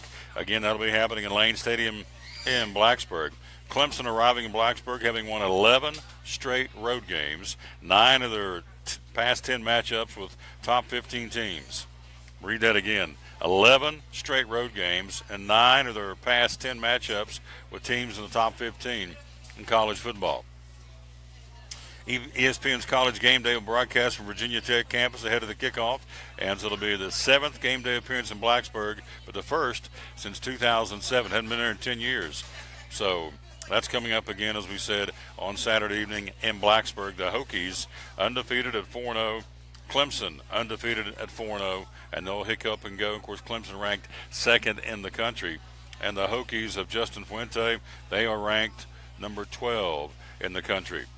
In Knoxville, Tennessee can't quite explain the reasons for its lack of emotion and its last football game. The Volunteers understand they must not let it happen again. They're 3-1, 0-1 of the Southeastern Conference. Coming to town, number 7 Georgia Saturday afternoon, 1-0 in the SEC and 4-0 in the conference. Since the start of the 2016 season, the Volunteers have won 5 games in which they trailed by double-digit margins. So this is a football team that's fairly resilient. Tennessee has won 3 straight over Georgia, but the Bulldogs come into town with an 8-point favorite. As an 8-point favorite, the Vols are an 8-point underdog. None of the past 5 games in this series has been decided by more than 7 points. They've played them close. None of the past 5 games, Tennessee, Georgia, have been decided by more than 7 points. So the point spread reveals how out of sorts UT has looked lately. It's an 8-point favorite. Tennessee, or rather Georgia, come into the ball game on Saturday in Knoxville. What else happening in college football? Nebraska going through some changes. They've come up with an interim athletic director. Dave Remington, one of the all-time greats for Nebraska, has agreed to be an interim athletic director for up to 60 days till they find a college replacement as athletic director at Nebraska. Played center for the Huskies from 79 to 82, 2-time consensus first-team All-American, 2-time winner of the Outland Trophy, inducted into the College Football Hall of Fame. Only one of 17 Huskers to have his jersey retired, and so in fact, they have a trophy now called the Remington Trophy, given annually to college football's top center since 2000, carries his name. So Dave Remington is the interim athletic director now. As we said, University of Nebraska, they fired their athletic director over the weekend. We were talking earlier with Michael White, East Tennessee State athletic director, or sports information director, and so Brittany Zell, the head coach of the women's basketball team, coming to town, and she will be in town Tuesday, October the 17th for the Fellowship of Christian Athlete Banquet. She's the guest speaker. Come and be blessed and be a blessing. Table sponsorships are available, but Brittany Zell, as you can see there on the screen, the head coach of the ladies basketball team at East Tennessee State University, will be the guest speaker coming up again on Tuesday, October the 17th at 6:30. It's going to be at the Holiday Inn here in Johnson City. All right, let's run down the Atlantic Coast Conference schedule and the standings. First off, in the Atlantic Division, Clemson at 2-0, Wake Forest at 1-0, North Carolina State 1-0, Louisville 1-1, Syracuse yet to play a conference game, Florida State 0-1, and Boston College 0-2. In the Coastal Division, Duke and Georgia Tech at 1-0, Virginia Tech and Miami and Virginia yet to play a conference game, Pittsburgh 0-1, and North Carolina 0-2. Games in the Atlantic Coast Conference. Friday, Miami at Duke on Friday night. On Saturday, Pittsburgh hosting Rice. North Carolina, Georgia Tech. North Carolina State hosting Syracuse. Clemson and Virginia Tech, as we told you. Boston College, non-conference game against Central Michigan. Louisville hosting Murray State. And the Seminoles of Florida State in Winston-Salem to battle Wake Forest.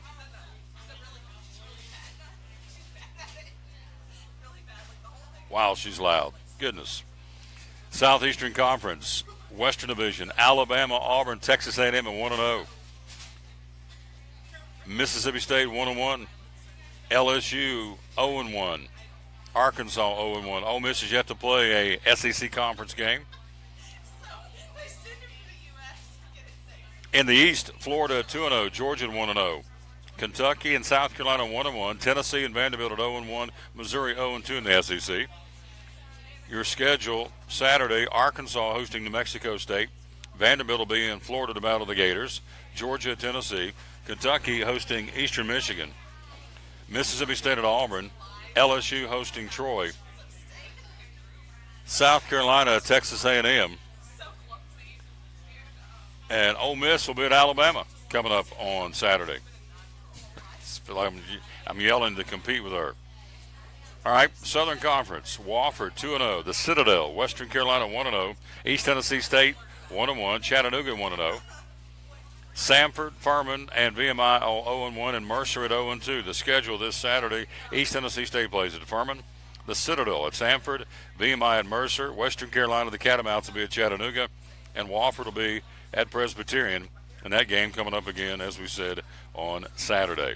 All right, let's see what's going on with the top 25 college football for this week. Can we do that? We certainly can. Before we get out of here, let's do that right now. Let's give you the top 25 of college football for this week. On Friday, 14th ranked Miami will be at Duke. 5th ranked Southern Cal, 16th ranked Washington State. Saturday, Nebraska's going to be at number 10 Wisconsin. 18th ranked South Florida at East Carolina.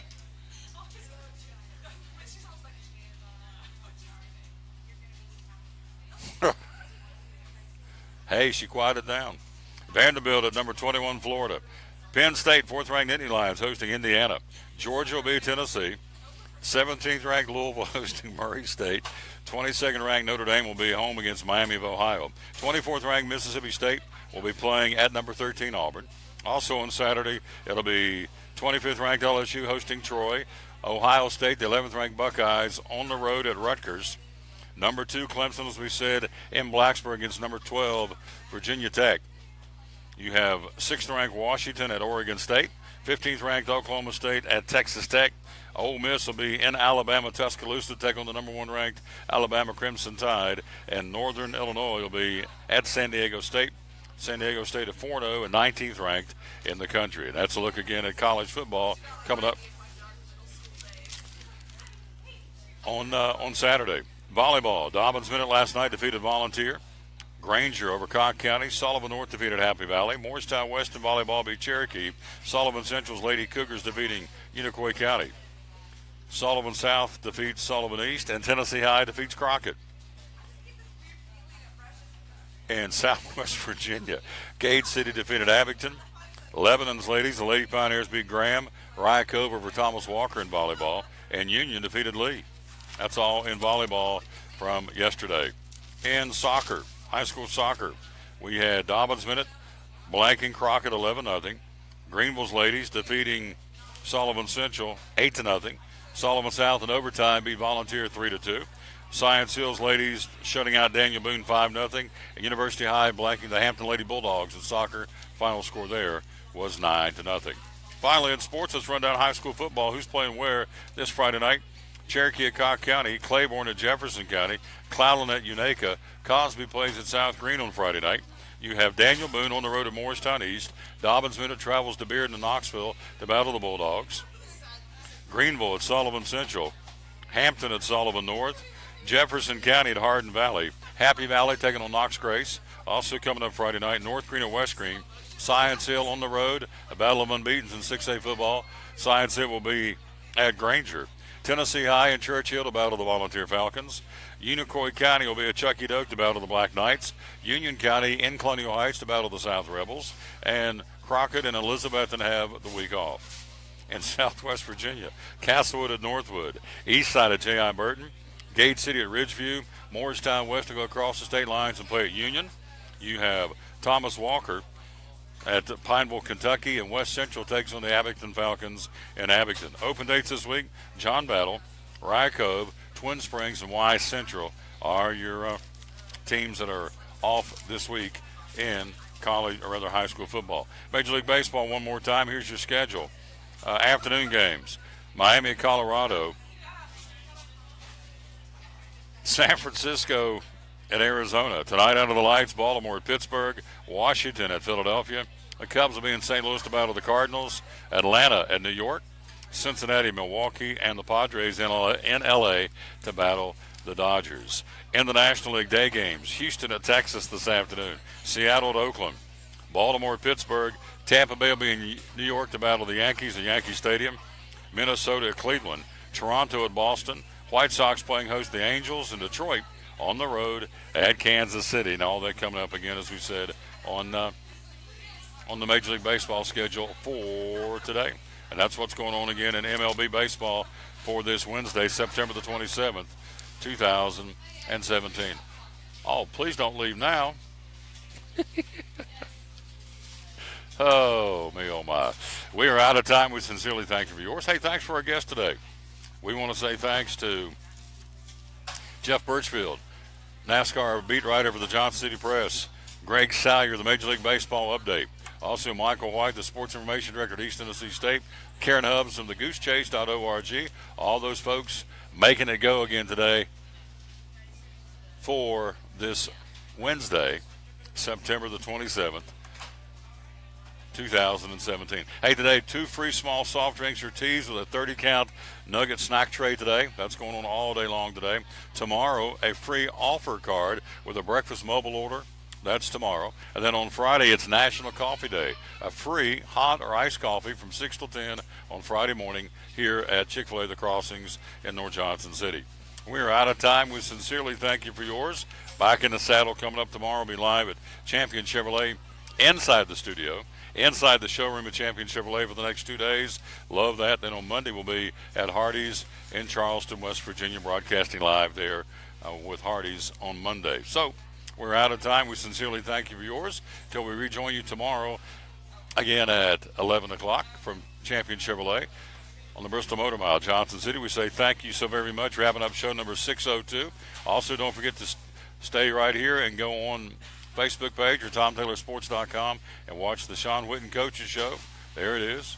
There's a, well, that's just the bottom of the show, but yeah, the Sean Whitten Coaches Show. It's up there now. Go to the Facebook page, Tom Taylor Sports Show, and just click on Sean Whitten Coaches Show, or go to TomTaylorSports.com, or go to YouTube, YouTube.com, type in Sean Whitten, show pops up, and you see how you spell his name, Sean Whitten, SHAWNWITTEN.